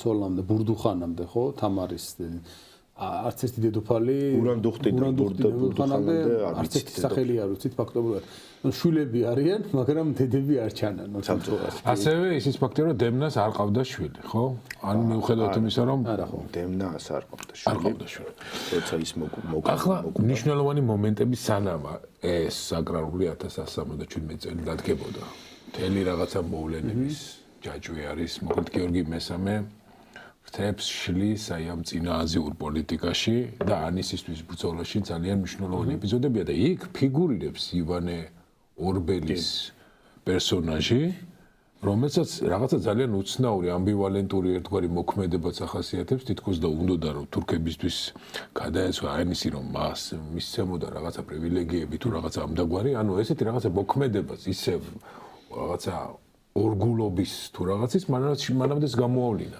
აი ეს როგორ მოხდა? არნის ის ეპიზოდი და ბრძოლა არნისისთვის, აი ეს რომ ავხსნით. იცი რა არის საინტერესო აქ რომ რამდენად თავისუფლად გრძნობენ დიდი ფეოდალები ხშირად თავს გადაწყვეტილებებში. აი თუ გავიხსენებთ მე თუნდაც თამარის პერიოდში შევადაროთ ხარგრძელებს შეიძლება ითქვას იმდენად დამოუკიდებლად გრძნობენ ისინი თავს ფაქტობრივად თავის სამფლობელოში რომ ზოგჯერ ისტორიკოსებს საშუალება ეძლებათ კიდეც რომ ზაქარიდების სახელმწიფო უწოდონ ხოლმე სახელმწიფოში ფაქტობრივად მათ ნაწილს ასაც ისინი მართავენ რა იმდენად არ ვთქვათ ეს რაღაცა მარგინალური ტერმინი deep state ხო საკმაოდ დიდი გავლენა აქვს პრინციპში იმიტომ რომ მათ დაიმსახურეს ეს როცა გიორგი რუსის აჯანყება ჩაახშობინეს თამარს ანუ ის მათთან ვალში არის გარკვეულწილად და შეიძლება ითქვას რომ გიორგი მესამეც თუ ამ შემთხვევაში მართლა ორბელებმა მოკლეს დავითი შეიძლება ითქვას რომ მათთან ვალშია ისიც იმიტომ რომ ისინი ფაქტობრივად ახერხებენ რომ მოიშორონ მეფე და გიორგის დაუთმონ ტახტიან შესაბამისად ახლა მე რამდენად ისინი თვითონ თავიანთან დამოუკიდებელ ქმედებებში მეფის წინააღმდეგ მიდიან აი ეს ცოტა საერთო აი მაგ შემთხვევაში თუნდაც იგივე გარნისის ბრძოლის ეპიზოდის რო გავიხსენოთ რო გვიან როცა ხარგრძელები ჯარალედინს ებრძვიან და იქ თითქოს ახალციხელები გაწირეს მათ და მათი მოკლა უნდათ უბრალოდ და იმიტომ წააგეს ეს ბრძოლა აი ჩემი აზრით აი აქ ხშირად შეცდომას ვშევთ ხოლმე იმას რომ ამ ფეოდალებს აქვთ პირველ რიგში თავიანთი პირადი ინტერესები ასე ტერიტორიებზე ხო იგივე ხარგრძელებსაც ჰქონდათ ის მათ ტერიტორიაზე ხდება ეს გარნისის ბრძოლა მოკლედ რომ ვთქვათ რა და არაფერში არ აწყობდათ ხარგრძელებს რომ ჯარალედის აეუხრებინა მათი სამფლობელოები და მიწასთან გაესწორებინა ხო მით უმეტეს და შესაბამისად გარნისის ბრძოლაში მე ძალიან მიყვარს ხომ როცა ამ სერიოზულად ვფიქრობენ იმას რომ უბრალოდ შური ჰქონდა ახალციხელებსა და იმის დაღუპვა უნდა მაინც და მაინც ხო შეალასდნენ ამ შემთხვევაში აი ივანეზეც შეიძლება ითქვას რომ მას ალბათ თავისი კერძო ინტერესები ჰქონდა რომელიც შეიძლება მეფის ინტერესებს ყოველთვის არ ემთხვეოდა ანუ შეიძლება ხდება ხოლმე რომ ფეოდალს აქვს თავისი ისა რაღაცა ინტერესები ისევე მეფესაც თავისი და შეიძლება ერთმანეთს არ ემთხვეოდეს ეს ორი მაგრამ მაინც მორიგდებიან ხოლმე ერთმანეთში და უმეტეს შემთხვევაში რა თქმა უნდა მეფის ბაზე წყდება ეს ყველაფერი ხო მეფეს ყვეთს მაინც მაგრამ ეს ამ პერიოდში ორბელები იმდენად გაძლიერებულები არიან აშკარად სანამ ეს აჯანყება მოხდებოდა იმიტომ რომ აჯანყებაც რომ მოხდა ძალიან ახლოს იყო წაგებასთან გიორგი მესამე ანუ ფაქტობრივად კიდევ წააგო რა ეს ომი მოკლედ რომ ვთქვათ რა თითქმის ყველა დიდი ფეოდალი იმ რაღაც მომენტში გადაუდგა და მე რაც იწევს რას რომ შემდგომში დააწინაურებს უგვაროებს ეგრეთ წოდებულს რომელსაც თამარის დროს მე ის დიდი ფეოდალები ისე ჩამოაცილებინებენ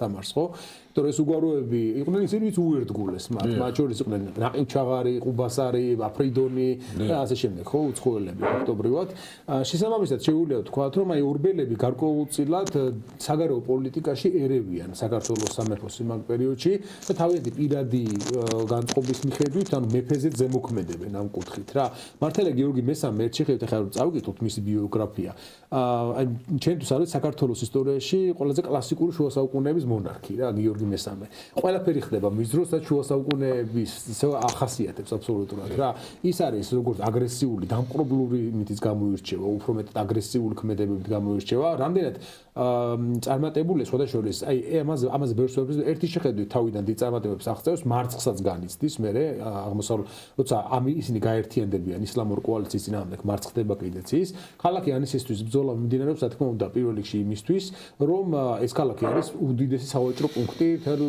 კავკასიაში შესაბამისად მას ვინც დაიკავებს ფაქტობრივად აკონტროლებს აბრეშუმის გზის ერთ-ერთ მონაკვეთს რაც საერთოდ სამეფოს დიდ წარმატებას უხადის და ძალიან დიდ სიმდიდრეს რა თქმა უნდა ასე რომ მთელი მე-12 საუკუნე ქართველი მეფეები იბრძვიან რომ ანისი ხელში ჩაეგდონ ორი ქალაქია დვინი და ანისი რომელიც ხელში ჩაეგდება შეიძლება მაგრამ ხა პრობლემა აქ რაშია გაკონტროლებაში შეიძლება დაიკავო რაღაც ტერიტორია მაგრამ ვინაიდან ის ძალიან ახლო არის ისლამური სამყაროს ცენტრებთან ხო იმის შენარჩუნება მე ძალიან ძნელი არის ხოლმე ანუ ნელ-ნელა ეს ექსპანსია რო ხდება ну შეიძლება რომ თქვა მიუახლოვდე და მე რაღაც მომენტში მოახერხო მის ჩაყლაპვა მაგრამ როდესაც ჯერ მის მოსაზღვრე ტერიტორიებზე არ გაქვს გამაგრებული საფუძველი იმ ქალაქს ესე აღება პირდაპირ ძალიან ძნელია მაგალითად გავიხსენოთ დემეტრე განძას დაესხატავს ხო განძა მიწისძვრისგან იყო დანგრეული ამ დროს როცა შევარდა ამ ქალაქში გაძარცვა ეს კარებიც ამოიღო დასაჯა და წამოვიდა იქიდან მაგრამ არ დაუპყრია ქალაქი ანუ განძა არ აუღიათ ქართველებს და თავი ტერიტორიად არ უქცევიათ. იმიტომ რომ შუა საუკუნეებში ეს ასიმილაცია, ასე სხვა რელიგიის მქონე და უზარმაზარი მოსახლეობის მქონე მხარეებისა მარტივად არ ხდება, ხო? მერეც აი საქართველოს სამეფო როცა რუკაზე ვხედავთ უზარმაზარი საქართველოს სამეფოს იმ პერიოდისთვის, ხო? ძირითადად არის ყმადნაფიცი ქვეყნებისგან შედგება, ანუ გავლენის ზონიდან ეგრეთ წოდებული. ამ შემთხვევაშიც მე ვფიქრობ, რომ ანისის აღება ამ მომენტისთვის ჯერ კიდევ არ იყო ისე მომწიფებული, რომ აღმოსავლურ სამყაროსთან ამ შემთხვევაში კონფრონტაცია შესულიყვნენ და მყარად ჩაეგდოთ ხელში. თამარის დროს ამის საფუძველი უკვე არსებობს მყარად, მანამდე კი რაღაც მცირე პერიოდები აკონტროლებდა საქართველოს ანის, მათ შორის ბაგრატ მეოთხის დროსაც კი მცირე ხნით, ხო? მაგრამ ისე რომ ეს გამხდარიყო საქართველოს სამეფოს ნაწილი, აშკარად უფრო გვიან მოხდა ეს ამის მომწიფება და ვფიქრობ, რომ შეიძლება ორბელი უბრალოდ ფიქრობს და ანალიზებს თუნდაც იმას, რომ ვერ შეძლებენ ქართველები მის გაკონტროლებას. ანისთან დაკავშირებით და ორბელების კავშირზე საინტერესო ცნობა აქვს ვარდანს სომეხ ისტორიკოს, რომელიც წერს, რომ 1074 წელს ივანე ორბელმა შესთავაზა ანისზე გალაშქრება გიორგი მესამეს, იმიტომ რომ ანისი პირდაპირ ეკვროდა ორბელების მიწებს და ჰქონდა იმედი, როგორც მონაპირე ერისთავს, რომ ანისი ექნებოდა მას და მართლაც ანისზე გაილაშქრეს, აიღეს ანისი და გადასცა კიდეც სამართავად მეფემ ივანე ორბელს. მაგრამ აქ არის ძალიან საინტერესო რამ ფორმა. უკვე რა ფორმით გადაეცა ანისი ივანე ორბელს, ხო? იმიტომ რომ ჩვენ შუა საუკუნეებში გვაქვს მიწის ფლობის სხვადასხვა ფორმა, ხო? არის იქ მამული, არის აერისთაო, შენ ქალაქი გაქვს როგორც მოხელეს, თუ ეს ქალაქი არის შენი, მემკვიდრეობითია, არ არის მემკვიდრეობითი, ხო? აი ეს ართულებს ზოგადად ფეოდალიზმს რო ვლაპარაკობთ, ეს არ არის უნივერსალური სისტემა, ხო? ერთ სახელმწიფოში ერთი მეფის დროს მეფესა და სხვადასხვა ფეოდალს შორის შეიძლება ერთმანეთისგან განსხვავებული რეალობა იდგეს. ხო, კონტრაქტებია დადებული. სხვადასხვა ინდივიდუალური კონტრაქტებია იმასთან მე შეიძლება ასე მაქვს და იმას აქვს თქვა შეუვალობა რაღაცაზე, იმას არ აქვს, ამას არ აქვს და ასე შემდეგ. ხო და აქ არის ვარაუდი გამოთქმული რომ ამ პერიოდისთვის უკვე და მერეც გვაჩვენებს ანუ რა ხდება. ორბელები ფლობენ ანისს მართლაც, მაგრამ შემდეგ გიორგი აიღებს და ამ ანის შადადიანებს უბრუნებს. და ერთგვარად ეს ახსნილი არის ხოლმე ისე, რომ ამით ერთგვარი ბუფერული ზონა იქნება შაჰარმენებთან და ელდიგუზიანებთან, რა, იმიტომ რომ ანისის ფლობა უნდა სამივე სუბიექტს და ეს გარკვეულწილად არის დროებითი შეთანხმება, რომ ეს არავისი არ იქნება და ისევ შადადიანები იქნებიან, რომელზეც მე შეიძლება რაღაცა რადგან შადადიანებს გადასცა გიორგი, მას გარკვეული ვალდებულებები გაუჩნდა გიორგის მიმართ, მაგრამ აქ ჩანს რა, რომ ივანე ორბელი, ესე იგი რა გამოდის როგორ გძნობს თავს, ასე ვთქვათ, მისი ინიციატივით აღებული ქალაქი, რომელიც მას გადაეცა, მეფემ რა თქმა უნდა მისდა დაუკითხავად, გადასცა ისევ შადადიანებს. ანუ აქ ივანე ორბელი თავს გძნობს და წარმოიდგენს დასამართლიანად, როგორც არა რაღაცა ფეოდალი, რომელიც ფლობს ქალაქს, არამედ ადამიანი, რომელმაც დროებით თანამდებობის ფორმით მიიღო ქალაქი სამართავად. ანუ ეს ამ ტერიტორიის ფლობის ბევრად უფრო დაბალ ხარისხს აჩვენებს. და როგორც ჩანს ივანე ორბელს შესაძლოა, ეს ვარაუდებია, შესაძლოა სურს უფრო მეტი. ანუ მას სურს რომ ის რასაც მას იმ ტერიტორიებს რაზეც მას აქვს ძალაუფლება ეს მართლა მისი ძალაუფლება იყოს და არა მეფის მიერ დროებით ჩაბარებული რაღაც ტერიტორია. აი აქ რო შევადაროთ ერთმანეთს, ხო, დასავლეთ ევროპიდან რო მოვიყვანოთ მაგალითად განსხვავება ბენეფიციუმსა და ფეოდს შორის, ხო? ბენეფიციუმი ტერიტორია პირობით და დროებით და როცა უნდა მეფეს გამოგართმევს და სხვას მისცემს და ფეოდი რომელზეც შენ უკვე პირობით გაქვს, მაგრამ მემკვიდრეობით, ხო? და აი აქ როგორც ჩანს, აი ანისის ფლობა ივანეს უკვე აქვს რაღაცა ბენეფიციუმის სახით, უბრალოდ როგორც დროებით შენ მართე ეს ქალაქი, მაგრამ ამ ქალაქს მართავ როგორც ჩემი წარმომადგენელი. ხო და ამას ქართველი ფეოდალები მიჩვეულები არ არიან. ხო, იმიტომ რომ ქართველი ფეოდალები ამ ძალაუფლებას ფლობენ მემკვიდრეობით. ზოგჯერ თანამდებობებიც კი უკვე მემკვიდრეობითი არის რა და სახელოები მემკვიდრეობითი. ამიტომაც შესაძლოა ეს ხსნიდეს არა მარტო ორბელის გაორგულებას, ასე ვთქვათ, არამედ იმ ფართო სპექტრს ფეოდალებისა, რომლებიც ამ მხარეს დგანან. იმიტომ რომ სადაც ორბელს ექცევა ასე, რომელიც ყველა სხვა ფეოდალი ფეოდალზე ძლიერია, ხო? სადაც გიორგი მესამე ორბელს ასე ექცევა, სავარაუდოა რომ ის ასე ექცევა მხარგრძელსაც, ვარდანის ძესაც, კახაბერის ძესაც და ზოგადად შესაძლოა ეს არის ლაშა გიორგი კარგად იყოს და გიორგი მესამის დაწყებული პოლიტიკა, რომელიც მიმართული არის საკუთარი ცენტრალური ხელისუფლების გაძლიერებაზე და ეს თავისთავად ნიშნავს და პირდაპირ პროპორციულად ამცირებს ფეოდალთა ძალაუფლებას და შესაძლოა აი ამ ძალიან ბევრ ფეოდალს ამიტომ აერთიანებს გიორგი მესამის წინააღმდეგ, იმიტომ რომ იყო მეფე ფეოდალურ სახელმწიფოში, ეს ძალიან საფრთხილო საქმეა, ხო? იმიტომ რომ ფეოდალური სისტემაში ძალაუფლება არის ჩაშლილი ბევრ ადამიანზე.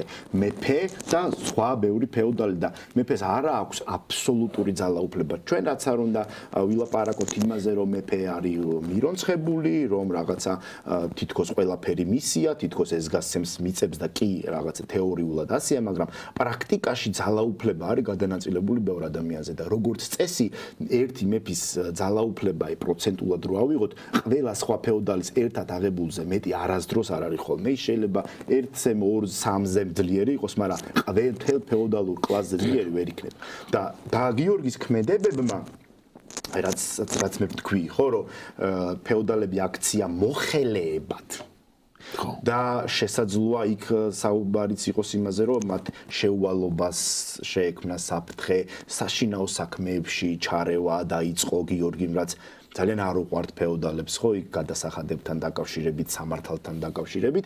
შესაძლოა აი ამ გიორგის ქმედებებმა გამოიწვია ის, რომ ამდენი ფეოდალი გაერთიანდა და თან მათ ყავთ ის ღერძი რის გარშემოც შეიძლება გაერთიანდნენ ეს არის დემონაუფლის წული.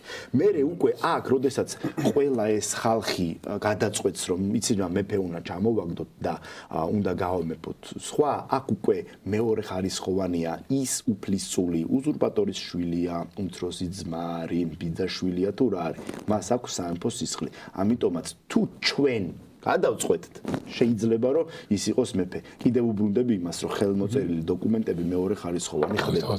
ამიტომაც ჩვენ ეს არის მეორე გზა. დემონაუფლისწულის მიზეზების ახსნისა იმ სამართლიანობის აღდგენის გვერდით, რაც სტეფანოზმა მოგცა და აქვს იმას თავის ხარვეზები, ეს არის მეორე გზა, რომ გიორგი მეორის პოლიტიკამ გამოიწვია ამდენი ფეოდალის გაერთიანება დემნას გარშემო და არა მაინც და მაინც მათმა იდეამ რომ სამართლიანობა უნდა აღმდგარიყო. და თან მე ამაფიქრებინებს კიდე რომ ამ იდეისგან დაცლილია ეს ამბავი და წმინდა წყლის პოლიტიკური ბრძოლა, ეს ჩემი პირადი დამოკიდებულება ის არის რომ პირველი წარუმატებლობის შემდეგ როგორ მარტივად აქცევენ ზურგს ეს ხალხი დემნას. ანუ, როდესაც შენ კეთილშობილური იდეისთვის იბრძვი, ეს ფსიქოლოგიური ამბავი რომ მოვიდა ადამიანური, ხო? როდესაც ასეთი იდეა გაქვს, შენი ბრძოლა ბევრად უფრო შეუვალია. ხო ესეა. როდესაც მარტო პრაქტიკული, პრაგმატული საკითხი კი არ არის, ამის გვერდით არის რაღაცა იდეა, რომელიც შენ გასაზრდოებს, ხო?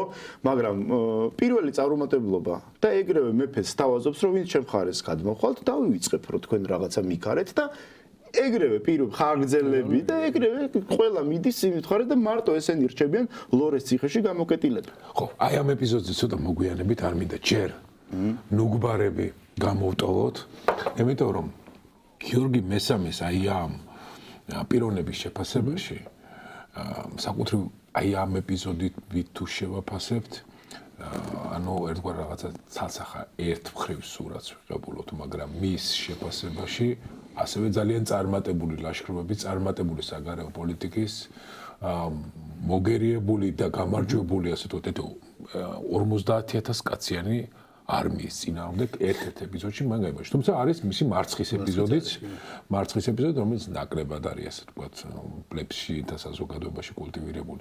აი ეს ეპიზოდები კერძოდ შარვანთან დაკავშირებით, ანისის ეპიზოდთან დაკავშირებით, შემდეგ მოხდა სწორედ რაც ჩვენ ვახსენეთ ივანეზე გადაცემა, სწორედ აი ამ ანისის ეპიზოდის და მისი წარმატებული წინააზიური პოლიტიკა. აი აქ როგორ განახორციელა ეს პოლიტიკა და არის თუ არა ის ძალიან ენერგიული და წარმატებული ფეოდალი მეფე. ხო, აი ნიკამ რო თქვა ანისის საკითხზე, ეგ შეგვიძლია ვთქვათ, რომ მეფის შრომშროტელობა აქაც ჩანს, თუნდაც რომ მან მიუხედავად იმისა, რომ ძალიან დიდი მნიშვნელობის ქალაქი იყო ანისი, ხო, შეხედა სიტუაციას, პოლიტიკურ მდგომარეობას ახლო აღმოსავლეთში და გადაწყვეტილება მიიღო იმის მიხედვით, რომ რაც სახელმწიფოს აწყობდა ამ შემთხვევაში. კი, შეიძლება ანისი კაი ქალაქი იყო ძალიან და ძალიან მდიდარი და შემდეგ, მაგრამ სამაგიეროდ შეიძლება კონფლიქტები გამოეწვია მეზობელ საამიროებთან, რომელიც მის წინამდე გაერთიანდებოდნენ, რომ ეს ქალაქი ჩაეგდოთ ხელში, ხო?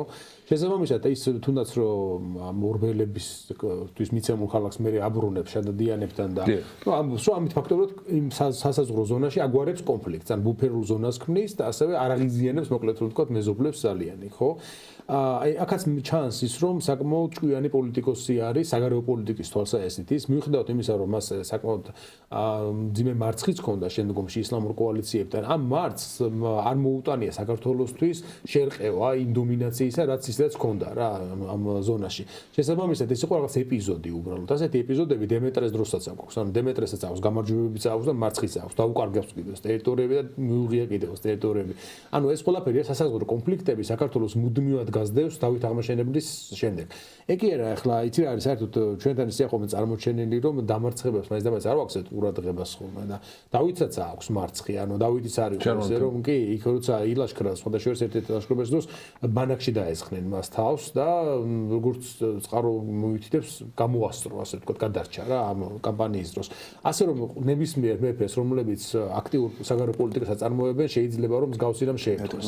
თან წარმოვიდგინოთ ხომ სამეზობლოში კი ეს დაშლილია ისლამური სამყარო სხვადასხვა საამიროებად, მაგრამ ისინი ძალებს გააერთიანებენ, მაინც საქართველოზე უფრო მსხვილ ერთეულებს წარმოადგენენ ამ შემთხვევაში. შესაბამისად, სავსებით შეუძლიათ მათ რამე თანაბარი ან უფრო მეტი ძალის გამოყვანა, ვიდრე საქართველოს სამეფოს. ასე რომ გიორგი რომ ეს აქტიურად მოქმედებს, თუნდაც მეტყველებს მეზე რომ მას საკმაოდ ცენტრალიზებული სახელმწიფო აქვს ამ დროისათვის. აი ეს თუნდაც ნიკაროვის ფეოდალების უკმაყოფილება გამოიწვია, ხო, იმან რომ მაგალითად ორბელებს როგორ მოექცა, მე შეიძლება სხვებთანაც უზღუდავდა უფლებას. ეს ჩანს მინდანაც რომ მეფე საკმაოდ დავით აღმაშენებლის მსგავსად, რომელიც ასევე თავის დროზე ფეოდალების წინააღმდეგ მოქმედებდა ისე რომ შეესუსტებინა მათი გავლენები და ხშირ შემთხვევაში დაესაჯაკიდეთ ისინი თუ საჭირო იქნებოდა იმისთვის რომ ცენტრალიზება უზრუნველყო სახელმწიფოსი. გიორგიც აკეთებს აშკარად მსგავს ნაბიჯებს დგამს ისიც, რაც თუნდაც აი ამ ფეოდალებთან დამოკიდებულებაში ჩანს. ასევე როგორც ჩანს ძალიან მკაცრი მონარქიც იყო. მის დროს აი სამართალზეც ხომ საუბარი ყოველთვის წერია ხომ რომ მკაცრესად ისჯებოდა აბსოლუტურად ყველა ან ხეებს ჩამოკიდებული ძალიან ხშირად ხდებოდა ისინი ადამიანები სარზე გაცმა შემდეგ ძალიან ხშირი იყო დეზერტირობაზე მაგალითად ჯარიდან ან ყოველ შემთხვევაში ძარცვაზე ან შემდეგ ყველაფერზე უმკაცრესი სასჯელები იყო დაწესებული შესაბამისად რკინის ხელით მართავს ეს კაცი როგორც ჩანს რა და მე მის მოქმედებებში თუნდაც დემნას აჯანყების დროსაც ვლინდება ეს რომ ეს არის ამავე დროს რაღაცა ერთგვარი ძარცველობა და მსგავსი ასე ვთქვათ პრაქტიკები ძალიან გახშირებული არის იმ პერიოდის საქართველოში ანუ თვითონ საზოგადოებაში სხვა ასე ვთქვათ რაღაცა მომენტებიც არის. საუბრობენ რაღაცა კრიზისებზე, ეკონომიკურ კრიზისებზე, რაც ცალსახად გამოიხატება ხოლმე ამ გახშირებულ ყაჩაღობაზე და ამან გამოიწვია როგორც ჩანს ის სიკვდილით დაჟჯა ყაჩაღობაზე, ჯიბეს სიკვდილით და ტოვებდნენ ჩამოხრჩობილ ხალხს, რომ მაგალითი ყოფილიყო სხვებისთვის. საგარეო პოლიტიკაზე მე კიდე ერთს დავამატებ, ნუ წყაროში როგორც კი მეფდება, მაშინვე ცხენზე ჯდება და ლაშქრობებს იწყებს და ეს მე მინდა პატარა შეფასება გავუკეთო რა მდგომარეობაა. ნიკა მაგცენ არაერთხელ რომ თუმცა ჯუხდა ერთიანი სახელმწიფო არის დაშლილი, მაგრამ რო შევადაროთ ჩვენ დავით აღმაშენებლის დროს რეგიონში საგარეო გეოპოლიტიკურ მდგომარეობას და იგივე დემეტრეს და გიორგის დროს ეს პრაქტიკულად ერთ-ერთი იგივეა. ამ დროს უფრო მძიმე მდგომარეობა გიორგის და დემეტრეს დროს რატო? იმიტომ რომ დავითის დროს არის პროცესი, დაშლის პროცესი და ქაოსია. ანუ არ არის ჩამოყალიბებული კონკრეტული სახელმწიფოები. იმიტომ რომ იქ სულ მუდმივად სამოქალაქო ომებია და დალაგებული არ არის და სახელდარქმეული არ არის რომ ეს ამ დინასტიის ტერიტორია, ამ დინასტიის ტერიტორია და ჩვენ სამეზობლოში არის მუდმივად ქაოსი. ჯვაროსნების ბევრად უფრო წარმატებულები არიან. კი, ამ დროს უკვე სუსტები არიან საკმაოდ. სანამ მესამე ჯვაროსნული ლაშქრობა დაიწყებოდა და შემდეგ მაგალითად ეს ჯვაროსნული მოძრაობაც შეგუებულია მეტნაკლებად აღმოსავლეთში არსებულ სტატუს კვოს რა. და დემეტრეს და გიორგის დროს უკვე ეს შახარმენების სახელმწიფო ერთი, ელდეგუზიანთა სახელმწიფო ორი უკვე, თურქ-სელჩუკთა იმპერიის დარი და მაგხელა არ არის, მაგრამ სტაბილური სახელმწიფოები არის. ასევე რუმი არსებობს. კი ბატონო, ანუ უკვე ჩამოყალიბებული სახელმწიფოები არის, რომელთაც შეიძლება ერთმანეთთანაც აქვთ სასაზღვრო დავები, მაგრამ მათ გამაერთიანებელი რელიგიური ფაქტორი აქვთ, რომელიც გამოყენებაც ხშირად ხდება საქართველოს სამეფოს წინააღმდეგ და გიორგი პირველს მუდმივად ხშირად უწევს ამ კოალიციებთან ომები, რომლებშიც ეს რო შევაფასოთ ზოგადად ეს არის ერთი ქალაქისთვის, ერთი სივრცისთვის დიდხნიანი ბრძოლები. ეს არ არის რომ სიტყვაზე გიორგი შეიჭრება სადღაც სიღრმეში ელდეგუზიანების და იმან დედაქალაქს აიღებს, ან მეორეს მხრივ ისინი შემოიჭრებიან და თბილისამდე მოვლენ. ეს არ არის, მაგრამ მეტწილად გიორგი არის წარმატებული, იმიტომ რომ მისი სტატისტიკა რო ავიღოთ, ბრძოლებში ის მეტწილად არის გამარჯვებული და ბრძოლებში გამარჯვება შუა საუკუნეების მეფეს ანიჭებს დიდ პრესტიჟს და ან აძლევს იმის შესაძლებლობას, რომ იფიქროს მისი ხელისუფლების, თავის ხელისუფლების უფრო მეტად გაძლიერებაზე. მაგრამ როგორც ჩანს, აი აქ კი გათვლა ვერ გააკეთა რა. მე მგონი ჩემი აზრით ცოტა ამ მიმართულებით ძალიან ხისტი აღმოჩნდა, რამაც გამოიწვია მის გარშემო უკმაყოფილების კონცენტრირება. თუმცა შემდეგ ნახეთ, რომ მაინც იმდენად გქონდა ამას რაღაცა თავის დასაყრდენი მაინც ყავდა და მაინც იმდენად ძლიერი იყო, რომ ძალიან მალევე გატეხა ეს წინააღმდეგობა. არადარა საშიში ჩანდა, იმდენად დიდი გაერთიანება. ძალიან ახლა რომ ჩამოვყვეთ ხო ვინ არიანი გამრეკელი ვარდანიზე. გადავიდეთ ახლა ზუსტად მაგ ეპიზოდს. ძალიან ბევრი ადამიანია იქ.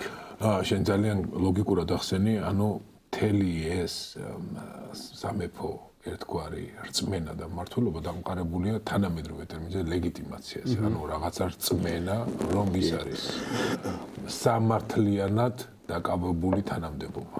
სამართლიანად დაკავებული მეფის თანამდებობა. შესაბამისად, ეს სამართლიანობის რწმენა რაღაცა სადღაცა გატყდა, ხო? ან თან იმ ფაქტორებმა შეუწყო კიდე ხელი, რომ ეს სამართლიანობის რწმენა ამავე დროს დაკავშირებული არის მოგების პრინციპთან, რომ შენ კი ხარ მეფე, მაგრამ მეც უნდა ვისარგებლო შენი მეფობით და აი აქ ვიღაცებმა იგრძნეს, რომ შენი მეფობით მე კი არ ვსარგებლობ რაღაცნაირად აი მე ვზარალობ და გაჩნდა ალბათ იდეა, მაგრამ ეს იდეა გაჩნდა თუ უკვე ეს პროექტი ადრე თუ გვიან გაეღვიძებდა, იმიტომ რომ დემნას ეპიზოდი ჩვენ გავიარეთ, რომ პირობა ქონდა მას აღებული თუ არ ქონდა, ეს ძალიან რთული საკითხია, რომ ის უნდა ყოფილიყო მეფე, ეს პირობა მან სიკვდილის სარეცეზე თავის მას მისცა ერთი წყაროს ცნობით და ადრე თუ გვიან ეს მოვლენა ისე უნდა მომწიფებულიყო. თუ ეს მოვლენები ზუსტია გიორგი მესამეს უნდა ქონოდა ეს მოლოდინით, რომ ადრე თუ გვიან დევნა უფლისწული საკითხი გახდებოდა აქტუალური. კი, როგორც მახსოვს, მე ასევე არის მითითება, რომ სანამ დემნა გაიზრდებოდა და მოკლედ სანამ ეს ამბები მოხდებოდა, გიორგი მართ არც ისე კარგი დამოკიდებულება არ ქონდა და რაღაც მახეებსაც უგებდა. სტეფანოსთან არის ეს ამბავი. სტეფანოსთან არის, რომ გიორგი ყველანაირად ცდილობს, რომ აი ხელი შეუშალოს იმას, რომ აი თქვა დემნა მოინდომოს მეფობა. ეხლა ერთი შეხედვით ის არის საინტერესო კიდე, რომ თვითონ გიორგის არ ყავს ვაჟი. მაგრამ მიუხედავად ამისა, მას კითხვით აქვს გადაწყვეტილი, რომ თავის ქალიშვილი ამ შემთხვევაში თამარი ავიდეს და გამეფდეს ამ შემთხვევაში იმის შემდეგ და არა დემნა მაგალითად, ხო? მას მიეჩნია, რომ თავისი ხაზი უნდა გაგრძელდეს და არა ამ შემთხვევაში თავისი ძმისა. საკმაოდ ძალიან დარწმუნებული ჩანს პროსტურად გიორგი იმაში, რომ აუცილებლად ასე უნდა მოხდეს და არავითარ შემთხვევაში არ უნდა დაუშვას დემნას გამეფება. მათ შორის დამოკიდებულება მაინც და მაინც არ იკითხება წყაროებში ერთ-ერთი ისიც, რომ საკმაოდ უარყოფითი არის, ოღონდ მარტო სტეფანო ზორბელიანისგან, ხო, ფაქტობრივად სხვაგან ეს არ ჩანს. მე უცებ ხდება ამ დემნას საჯანყების აფეთქება, რომელსაც ზორბელები, რა თქმა უნდა, უდგანა სათავეში რეალურად დემნა თვითონ პირადად რა ძალაუფლებას ფლობდა, ფაქტობრივად ორბელების განკარგულებაში არის ის. ანუ ორბელები ჯანყდებიან, უფრო მეტად შეგვიძლია და ორბელებზე ჯანყება უფრო არის, რომელთაც უნდათ ტახტზე მერე ეს დასვან გიორგის მაგივრად, ხო? მაგრამ ძალიან საინტერესოა, რამხელა გავლენა ჰქონდათ ორბელებს ისე მაშინ, რომ მიუხედავად იმისა, რომ ხალხმოყოფილება შეიძლება იყო მეფისადმი, მაგრამ გარისკო ჯერ ესეთი რომ მეფეს დაუპირისპირდნენ და ის რომ თან ახლა წარმატებული მეფე არის საგარეო ასპარეზზე, ხო? დიდი მეომარია, ასე ვთქვათ. რკინი ღვინის ხელი აქვს თან ამ კაცს, რომელიც ქვეყანას მართავს, აი უმკაცრესი წესრიგი აქვს დამყარებული.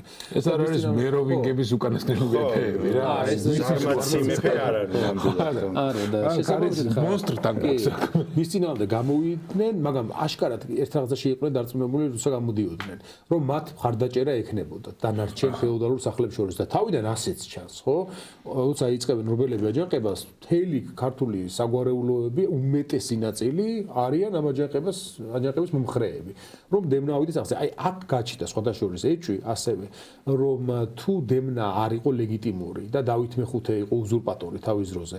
აი აქედან მოდის ის გარკვეულწილად ის ეჭვი, რომ დემნა იყო კანონიერი მემკვიდრე. მაშინ რატო დაუჭირა ვითომ თითქოს თელმა ამ ქართულმა ფეოდალურმა კლასმა მის კანდიდატურას მხარი, რომ გიორგი ჩამოეგდოთ და აი ეს აეყვანათ ტახტზე, ხო? ამიტომაც არის აი ჩვენ თავიდან გამავითარეთ მსჯელობა, სადაც ვაჩვენეთ, რომ შეიძლება ფეოდალურ კლასს თუ აწყობს, შეიძლება უკანონო შვილიც მოვიდეს მეფედ, უზურპატორის და ასე შემდეგ, ხო? მაგრამ მეორე მხრივ მაინც საკმაოდ ეჭვს აჩენს ეს მომენტი, თორე ჩვენ ხო არ ვიცით დაზუსტებით.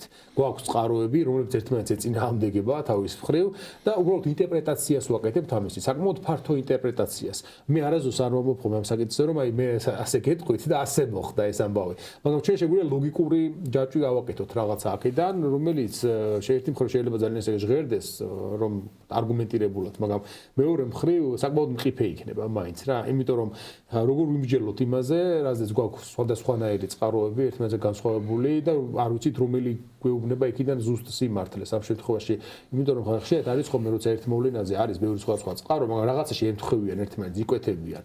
ამ შემთხვევაში ხა სტეფანოს ორბელიანის ვერსია და ეს ვერსია რაც გვაქვს მაგალითად სხვა სომეხი ისტორიკოსებისგან ან ქართულ წყაროებში, იმდენად ერთმანეთსთან არ იკვეთებიან, აბსოლუტურად სხვა ვერსიას გვთავაზობენ ამბებისა, რომ რომელ ვერსიასაც გავყვებით, იმის მიხედვით გამოვა ასე სხვადასხვა რაღაცა საწრის ჯაჭვის აი გოლს რომელს ავიღებთ, მე სულ სხვა განვითარება მიყვება. ეგ უკვე მე არის თვითონ ისტორიკოსზე. აი ახლა მაგაზე სხვათა შორის მარიკა ლორთქიფანიძის ერთგვარი ხაზი, ტრადიციული თითქოს ხაზი, იქ არ არის ამდაგვარი ხაზი დაკავებული, ხაზი არის დაკავებული, რომ გიორგი მესამე ლეგიტიმური მეფეა, ანუ აჯანყება, დემნაუფლისუს არ ეკუთვნის მეფობა. იმიტომ რომ აქ ამოსავალი წერტილი არის დავითის უზურპაცია. დიახ. და უზურპატორის შვილი ვერ იქნება ლეგიტიმური. ეს ხაზია წარმოდგენილი და არა სტეფანოს ორბელიანის ხაზი. ფიქრობ, რომ შესაძაც ნებისმიერი ისტორიკოსი მომავალში თუ გადაწყვეტს ამ საკითხზე რამე დაწეროს, ერთადერთი სწორი მიმართულება არის ორივე თემის დალაგება და შეპირისპირება. არ შეიძლება ამაზე ლაპარაკის დროს ადგე და მარტო ილაპარაკო იმაზე, რომ ის უზურპატორია და წაყვე ამას. ან პირიქით. ეს არის ისეთი საკითხი ისტორიაში არის ხოლმე ეგეთი საკითხები, რომ მთელი კვლევა არის იმაზე, რომ რაღაცეები ერთმანეთს შეედარო. აქ ამიტომ ერთი მხარეც უნდა თქვა, მეორე მხარეც უნდა თქვა და ანუ ეხლა პირადად ეხლა ჩემთვის მე სტეფანოს ორბელიანს არ ვენტობი. პირადად მე ბევრი რაღაცა, თქვი რაღაცეები, რის გამოც ჩემი აზრით ეს არის შემდეგ შექმნილი სტეფანოს, ჩემი აზრით ეს არის სტეფანოზე შექმნილი შემდეგ ტექსტი, რომელიც ემსახურება თქვა ორბელიანთა გვარის ჯირქის ჩამორეცხვას, ასე თქვა და გამართლებას თავისი ოჯახის საქმეებისა, მაგრამ ეს ჩემი დამოკიდებულებაა, რომელთაც მე გარკვეული არგუმენტები მაქვს და ასევე წარმატებით შეიძლება არსებობდეს სხვისიც, რომელიც ამას თქვა ეწინააღმდეგება და მე გარკვეული ტიპის პოლემიკაც შეიძლება, მაგრამ ფაქტი არის ერთი, რომ ასე იყო თუ ისე იყო, გიორგის გარშემო ბევრი ადამიანი გაერთიანდა და მე რა არ მიყვარს ზოგადად ამ თემაზე, მე აპელირება იმაზე, რომ თამარის არ ეკუთვნოდა ტახტი, ეს არის არასწორი, კიდევ და კიდევ იქიდან გამომდინარე, რომ თამარს უკვე ტახტი ეკუთვნის, იმიტომ რომ ის მეფედ აკურთხეს. მამამ, რომელიც სხვების თვალშიც უკვე მეფეა და მერე უკვე ფეოდალებმაც, რომლებმაც თქვეს, რომ თამარი იქნება ჩვენი მეფე.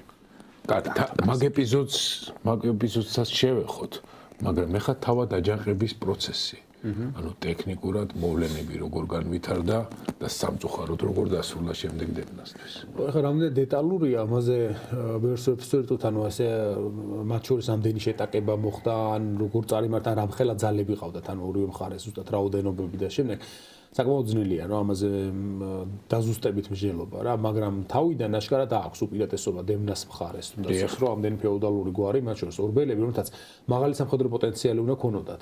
საერთოდ შუა საუკუნეების ლაშქარი იკრიბება, როცა მეფე მოიწვევს ფეოდალურ ლაშქარს, ყველა ფეოდალს გამოყავს მე თავისი ჯარი, რომელიც იკრიბება მისი ქვეშევრდომებისაგან, ამ შემთხვევაში რა თქმა უნდა, არა გლეხობისგან, არამედ სახურეულისაგან და აზნაურებისაგან, მე ეს ჯარი მიდის რაღაც კონკრეტულ ადგილზე და იკრიბება სამეფო ლაშქარი, ხო? წარმოვიდგინოთ, რომ მეფეს აქვს თავისი საკუთარი ტერიტორიები და მასაც ისევე როგორც იმ ფეოდალებს ყავს თავისი პირადი არმია. ეს პირადი არმია არის, რა თქმა უნდა, ტაძრეული, ანუ სასახლის კარის, ასე ვთქვათ, მისი ნათესავები, მისი მსახურები და ასე შემდეგ, ისინი ვინც ამ შემთხვევაში ყოველთვის დგანან მის სამსახურში. აქ დავითის დროს შემოდის მონასპა, რომელიც შემდგომში ხრება სხვადასხვა ისტორიული წყაროებიდან, ან დავითს ყავდა მოკლედ რომ ეს მონასპა.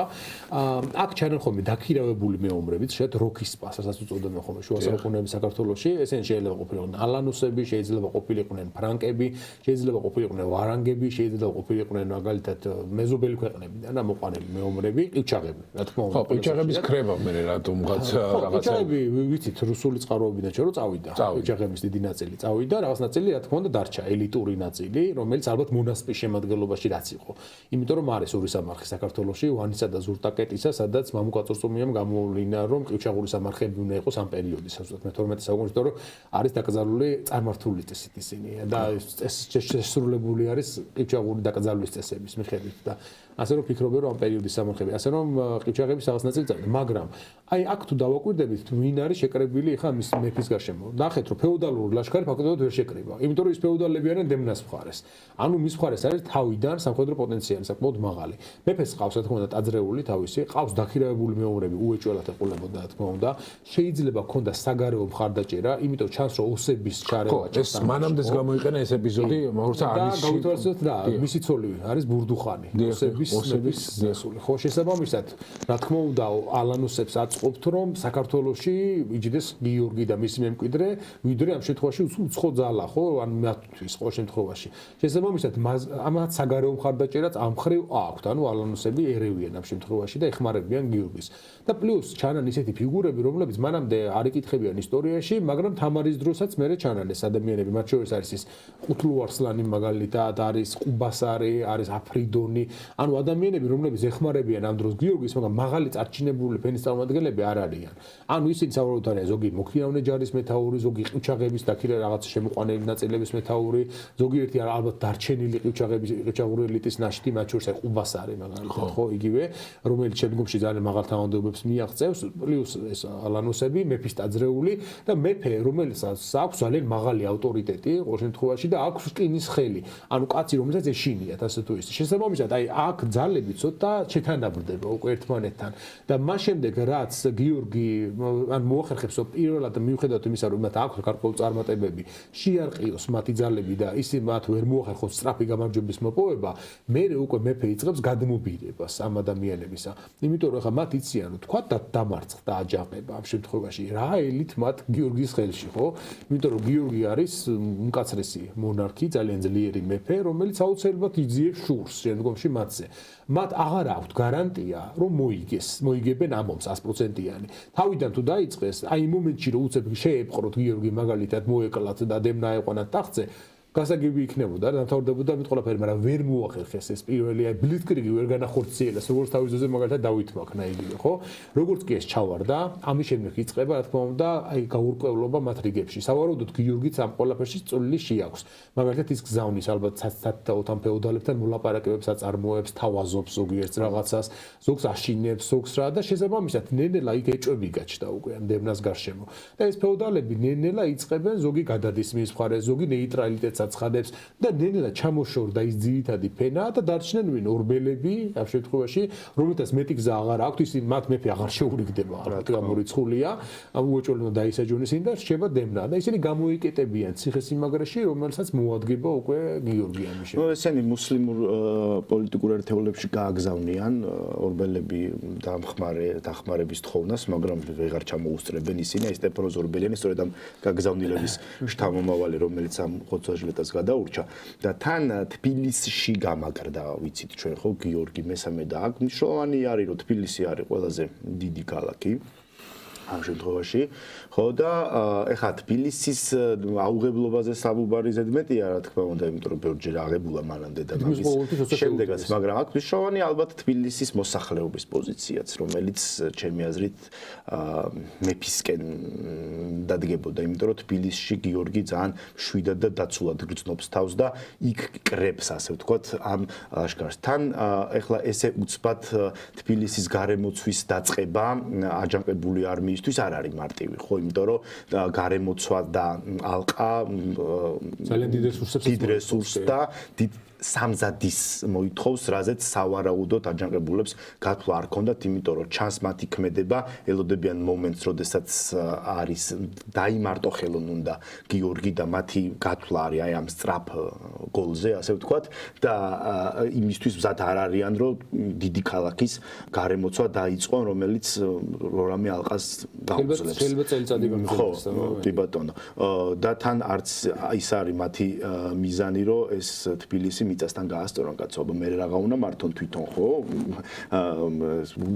სხვის ქალაქი ხო არ არის, მათი სათახტო ქალაქი უნდა იყოს და ამ დროში გაწელვამ ზუსტად გამოიწვია ის, რომ ჯერ გამრეკელი გადავიდა გიორგის მხარეს და მერე მიყვა ხარგზელიც, ვარდანიძეც და ყველა და ესენი დარჩენ ლორეში გამოკეტილები და მან ძალიან ტრაგიკული ბედი აქვს საწყალ დემნას. დემნა როგორ შეიყო? თვითონ გადახდა მუხანათურად? პრინციპში რა ვიცი დემნა ალბათ ხდებოდა რა ბედიც აელოდან მაგრამ მაინც ახლობით რამდენი წლის ახალგაზრდა დემნა არის ვარაუდი რომ არის 20-21 წლის ბიჭია რომელიც არის ორი ვარიანტის წინაშე თუ ლორეს აიღებს მეფე მოკვდება თუ თვითონ ეახლება მეფეს ან მოკვდება ან არა. ძალიან ცუდი პერსპექტივა აქვს რა თქმა უნდა. კაცი რომელიც ყაჩაღობაზე ხალხს აღჭობს და ტოვებს ხეებზე, გასაგებია ახლა. ხო, რის ჩამდენი და ის გადაიპარება გალავნიდან, ეახლება მეფეს, რომელიც მას არ მოკლავს ესე პირდაპირ, მაგრამ შეიპყრობს და ასაჭურისებს, თვალებს დათხრის და ამის მერე ახლა მალევე გარდაიცვლება ეს ბიჭი. ნუ ორბელების რაც შეეხებათ, ვინც აქ დარჩა, ყველანი დახოცა, გვარი დაწყევლა, ხსენება აკრძალა, ნუ მოკლედ გაუსწორდა გვარს და ვინც აქედან წასული იყო, ის რა თქმა უნდა უკან ვეღარ მოbrunდებოდა, თუმცა შემდგომში ჩანს გარკვეული რეაბილიტაცია ორბელების მერე დემეტრე თავდადებულის დროს მისი აღზრდილი ორბელია და უკვე როგორც ჩანს მოგვიანებით მოხერხდა ორბელიანების კვლავ დაბრუნება ამ ფეოდალურ იმაში რა ქვია კლასში და მათი რეაბილიტაცია, მაგრამ აი გიორგი მესამის დროს ძალიან ძიმედ დამთავრდა და საინტერესო არის ამის მერე გიორგის პოლიტიკა. ჩვენ ხედავთ რომ მაშინვე ხდება თამარის თანამოსაყდრეთ კურთხევა და ეს გიორგი რომელიც ამ პერიოდამდე არის ძალიან აქტიური საგარეო პერსპექტივა პოლიტიკაში ფაქტობრივად ჩერდება რაღაცნაირად ალაგებს სასაზღვრო დავებს ისე რომ აღარ არის ვთქვათ აქტიური და მთლიანად დაკავებული არის საშინაო საქმეების მოგვარებით და ეს დანარჩენი ფეოდალები რომლებიც ნაპატიებ დამარცხებულები არიან ეს ჭრდილში ყავს მოქცეული ანუ ცივის მთას ნადიმი არ მოუწყვეტ არა არ არის ეგეთი რაღაც არა ეგეთი რამე არ არის იმიტომ რომ აპატია მაგრამ აი საინტერესოა რომ აღარც ლაშქრობს. რატო მარტო იმიტომ კი არ ლაშქრობს, რომ თამარის საშინაო ამბით თამარის ძალაუფლების განმტკიცებით არის დაკავებული. არამედ იმიტომ რომ თუ ილაშქრებს, მას დასჭირდება ეს ხალხი. ხარგზელები დასჭირდება, გამრეკლები ეს ხალხი დასჭირდება, მაგრამ რომ არ დასჭირდეს. ამიტომაც მას აღარ უნდა რომ სადღაც წავიდეს და ილაშქროს და გაჩერდეს ეს რას გავსიცით ინგლისის სტიუარტების მმართველობის დროს პარლამენტის მოწვევა რატო არ იწვევდა ჯეიმს პირველი პარლამენტს ხო იმიტომ რომ არ უნდოდა და რატომ არ ომობდა უბრალოდ არ ომობდა იმიტომ რომ პარლამენტი არ მოეწვია ხო რომ ფულის სათხოვნელი არ ყოფილიყო და მშვიდობა ხალხზე მედიატორი ვიქნები და იგივეა აქაც მე არ ვიომებ იმიტომ რომ ეს ხალხი არ დამჭირდეს იმიტომ რომ ჩემი ტაძრეულით თუ ჩემი მონასპით თუ დაქირავებული ალანებით მე იქ ამ კოალიციებს და ვერ ვიომებ დამჭირდება ეს ხალხი და ამ ხალხს მე არ მინდა რომ ჩავრიო თან თანამდებობებზე დანიშნა საერთოდ ხო ეს და ისინი ამას სანამ გიორგი ცოცხალი ამას ვეღარ გააპროტესტებენ. იმიტომ რომ ნაპატიებლები არიან, მათი პოზიცია წარმოვიდგინოთ, ხო? ანუ გადარჩენილები არიან, რომ ცოცხლები არიან და რომელ იმაზეა, ხო? ესე ხდება ხოლმე, როდესაც მეფე დიდ კრიზისს გადალახავს, მეფის ძალაუფლება იზრდება. აი დაბუსტვა ხდება იმ ძალაუფლების, როდესაც გატეხავს წინააღმდეგობას, ძლიერდება. და მე ჩანს ეს თამარის მეფობის პირველ წლებში, რომ როგორც გიორგი ხვდება, ისინი გამოდიან ჩრდილიდან და მე ეს უკვე სხვა ისტორია. აი თამარის გამეფების იდეა და თავით ქალი, ასე თქვათ, მონარქის იდეა. ამ იდეას როგორ ატარებს გიორგი მესამე, ანუ როგორ ეგუება მას საზოგადოება? ასეთი ტრადიცია არ ქონიათ მანამდე პრეცედენტი, თუ კი ჩვენ მე რუსუდანში თან გვაქვს უკვე რაღაცა მაგალითი და საზოგადოებას მიმღებლობა ალბათ აქვს უკვე აი ამ მოვლენის. თამარის შემთხვევაში ეს პირველი პრეცედენტია და საზოგადოებამ როგორ მიიღო აი ეს ფაქტი, როგორ არის წინააღმდეგობაში რაღაცა ქართულ ტრადიციასთან, მაგრამ ამის მიუხედავად მაინც დათქმული და მაინც გატარებული. ხო, აი აქ ეს ისევ იმას დაუბრუნდები რა. აი ამ აჯანყების ჩახშობამ, საერთოდ ამ აჯანყებამ ხელი შეუწყო თამარის გამეფებას, რა, იმიტომ რომ აჯანყებაში გამარჯვებულ მეფეს უკვე იმხელა ძალაუფლება აქვს კონცენტრირებული თავის ხელში, რომ არავის არ აქვს არც თავი და არც სურვილი, რომ ამას შეეწინააღმდეგოს. თან უნდა გავითვალისწინოთ ის, რომ საკმაოდ დიდი ხანი არიან თანამეფეები, ანუ დაახლოებით 6 წელი. 1194 წელს ხვდება გიორგი. 6 წელი არ არის ცოტა დრო, ანუ 6 წლის განმავლობაში თამარი უკვე აღიარებულია მეფედ მათ მიერ, ვისაც შეიძლებოდა რომ ამის წინააღმდეგობა ჰქონოდა სხვა რეალობაში ოღონდ. ამ რეალობაში უკვე რა პოზიციაშიც ეს დიდებულები არიან. მათ ბევრი არაფრის გაკეთება არ შეუძლიათ. თან პლუს სხვა ბაგრატიონი ფიზიკურად არ არის. თამარის გარდა. აი ეს ორი ფაქტორია. ერთი თვითონ გიორგის ძლიერება და მისი ეს უკვე გამარჯვებული მეფის ქმედება, თამარის გამეფება და პლუს მართლა არავინ არ არის გარშემო, რომელიც შეიძლება გვარით თქვათ გაუწიოს კონკურენცია თამარს. დემნა იყო და ზუსტად დემნა ზე გამარჯვებით მოიპოვა ეს ძალაუფლება გიორგიმ და ამიტომაც მოსწონდათ ეს დიდად თუ არ მოსწონდათ ბევრი არაფრის გაკეთება აღარ შეეძლოთ. მე ჩემი აზრი არის ასეთი, იმდენად გაძლიერებული იყო გიორგი ამ აჯანყების. თუ არა თამარი. ხო, იმიტომ რომ თან გიორგიმ გააკეთა ეს და ხო, მაგრამ იქ იკითხება თამარის პერიოდში მე რომ თამარის პერიოდში იკითხება. ანუ ჩანს რაღაცა ისტორიაში ერთგვარი უკმაყოფილება, ან თუნდაც დემნას ჭრტილი, როგორც ასეთი, როგორც იდეის ჭრტილი, როგორც უსამართლობის რაღაცა ფაქტი და უშუალოდ, ნუ ზოგიერთის რწმენით ნამდვილად იქნებოდა ის მაინც მემკვიდრე, რომელიც აჯანყებაში როცა ჩაერთო, შეიძლება იძულებით მას მოუწიერ ბოდიშების მოხდა, მაგრამ შეიძლება რაღაცა იდეას იზიარებდა, ხო? მაგრამ მე ჩანს რაიმენაირი ერთგვარი ოპოზიცია თუნდაც თამარის. ანუ ეს ოპოზიცია ხო არ არის შემდეგ მიზეზი უკვე ყუთლუ არსანის დასის გამოსვლა. სოთაშორის არ იკითხება არსად ეგ, იმიტომ რომ ჯერ ერთი ძირითადი წყაროები ჩვენაც გვაქვს არის მეფის მემატიანის დაწერილი, ანუ თამარის კარის ისტორიკოსების დაწერილი, ხო? ერთი ვარიანტია რომ სტეფანოს ორბელიანიც დაწერდა ისე რომ ეს შემთხვევაში ამ საკითხზე, მაგრამ ისინიც ან სომხური წყაროებიც ამ ხრივ არაფერს არ წერენ.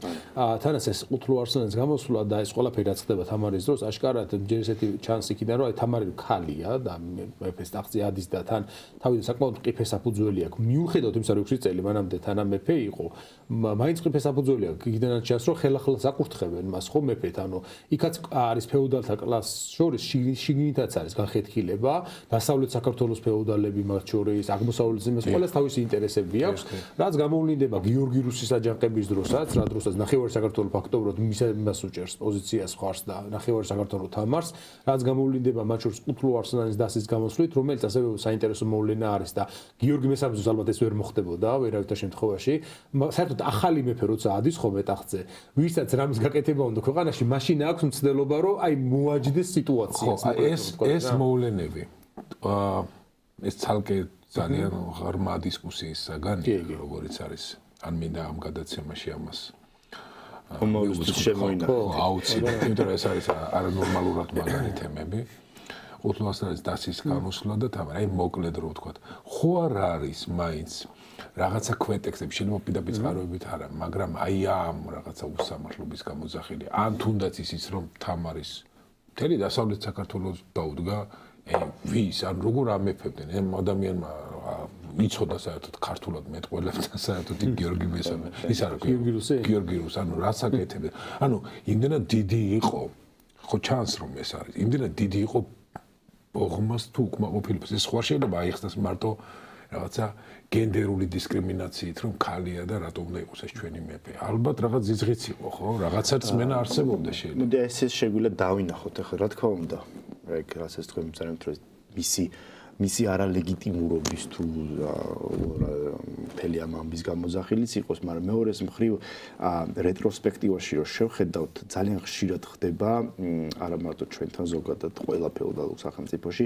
მეფის ცვლილებას ყოველთვის მოყვება რაღაც მსგავსი. ანუ თამარის ამბავი გამონაკლისი არ არის.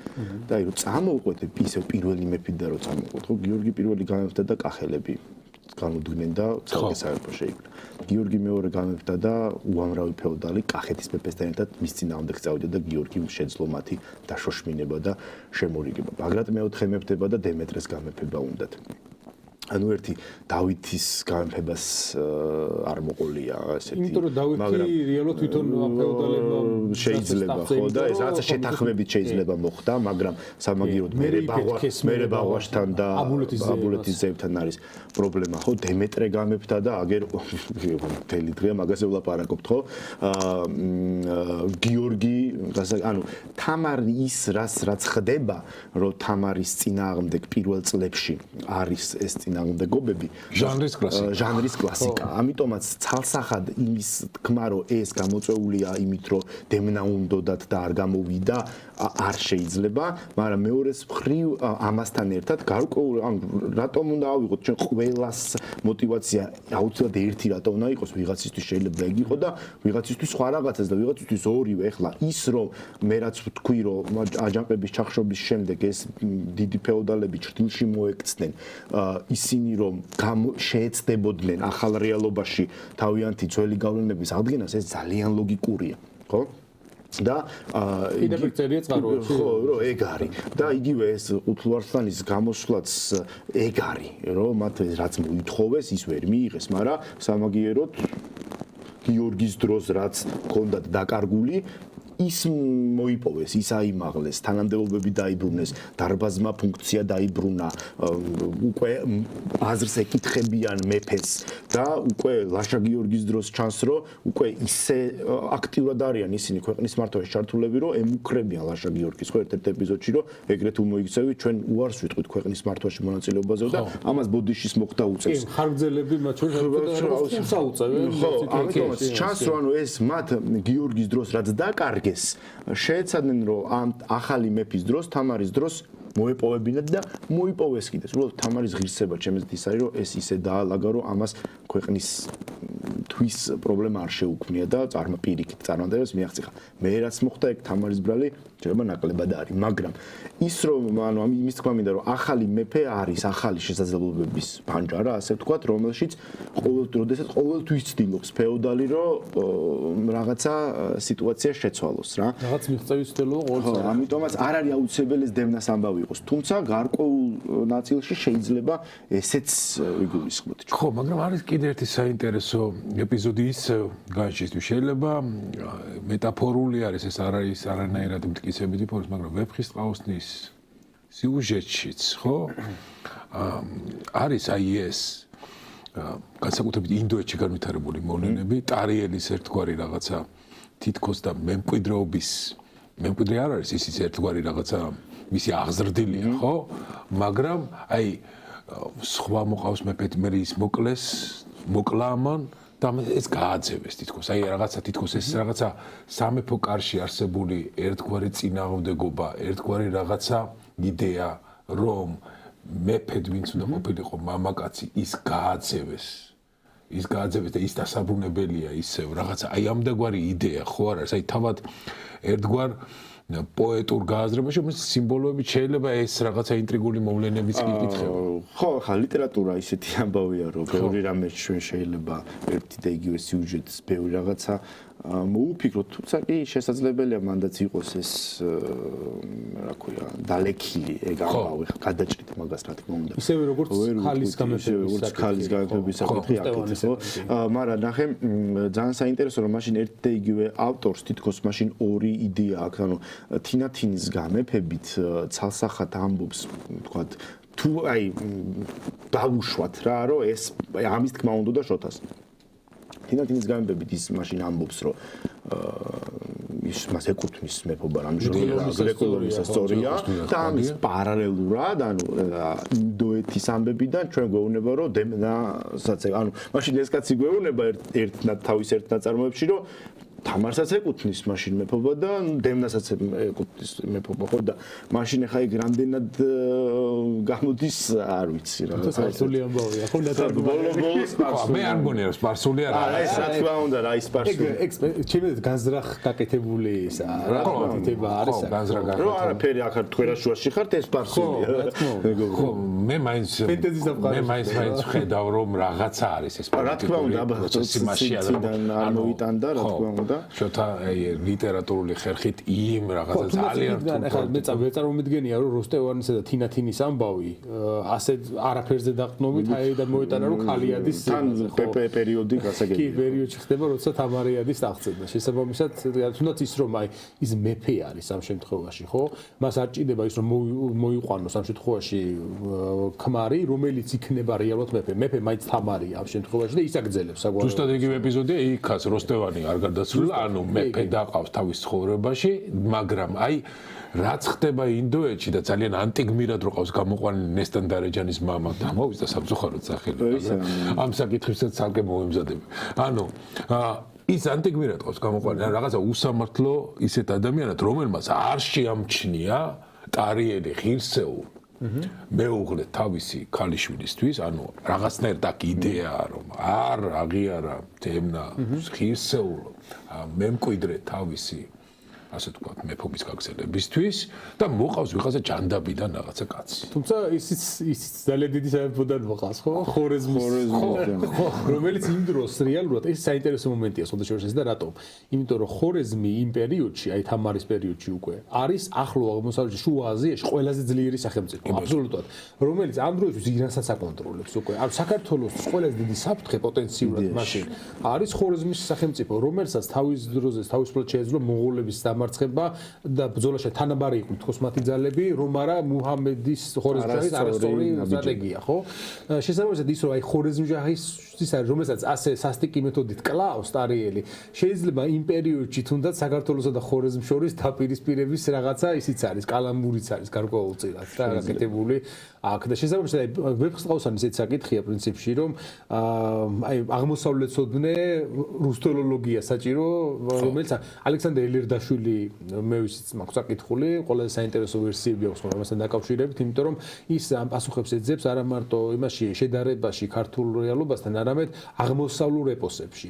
იმიტომ რომ მართლა ბევრი რამ, რა თქმა უნდა, აქვს აღმოსავლური გავლენა ამ ნაწარმოებს, იმიტომ რომ ხო, ეს არის ნაწარმოები, რომელშიც რაინდული დასავლეთი ერწყმის აღმოსავლეთს და შესაბამისად აი აქ ძალიან ბევრი რაღაცა შეიძლება იქიდანაც არის შემოტანილი. ასე რომ მე ვფიქრობ, რომ ამ საკითხის განხილვა ნამდვილად საინტერესო იქნებოდა რომელიმე აღმოსავლეთსოდნესთან, რომელიც ასევე რუსთოლოგიაშიც გარკვეული არის. იმედია მექნება სიამოვნებო. კარგით, მეგობრებო, ძალიან მისიამოვნეთ თქვენთან დისკუსიით. იმედი მაქვს, რომ მაყურებლების ნობის მოყვარეობას დავაკმაყოფილეთ და კიდევ უფრო გავაღვიძეთ კიდევ ამ საკითხის ნობის მოყვარეობა, რომ უფრო ღრმად გამოიძიონ ეს ფრიად საინტერესო მოვლენა ჩვენს ისტორიაში. მეგობრებო, ეს გახდათ ნიკა ხოფერია და ნიკა შონია. რითმაში იკა მეფარიშვილი წამყვანი და გადაცემა ცოდნის არქეოლოგია. გემშვიდობებით, ნახვამდის.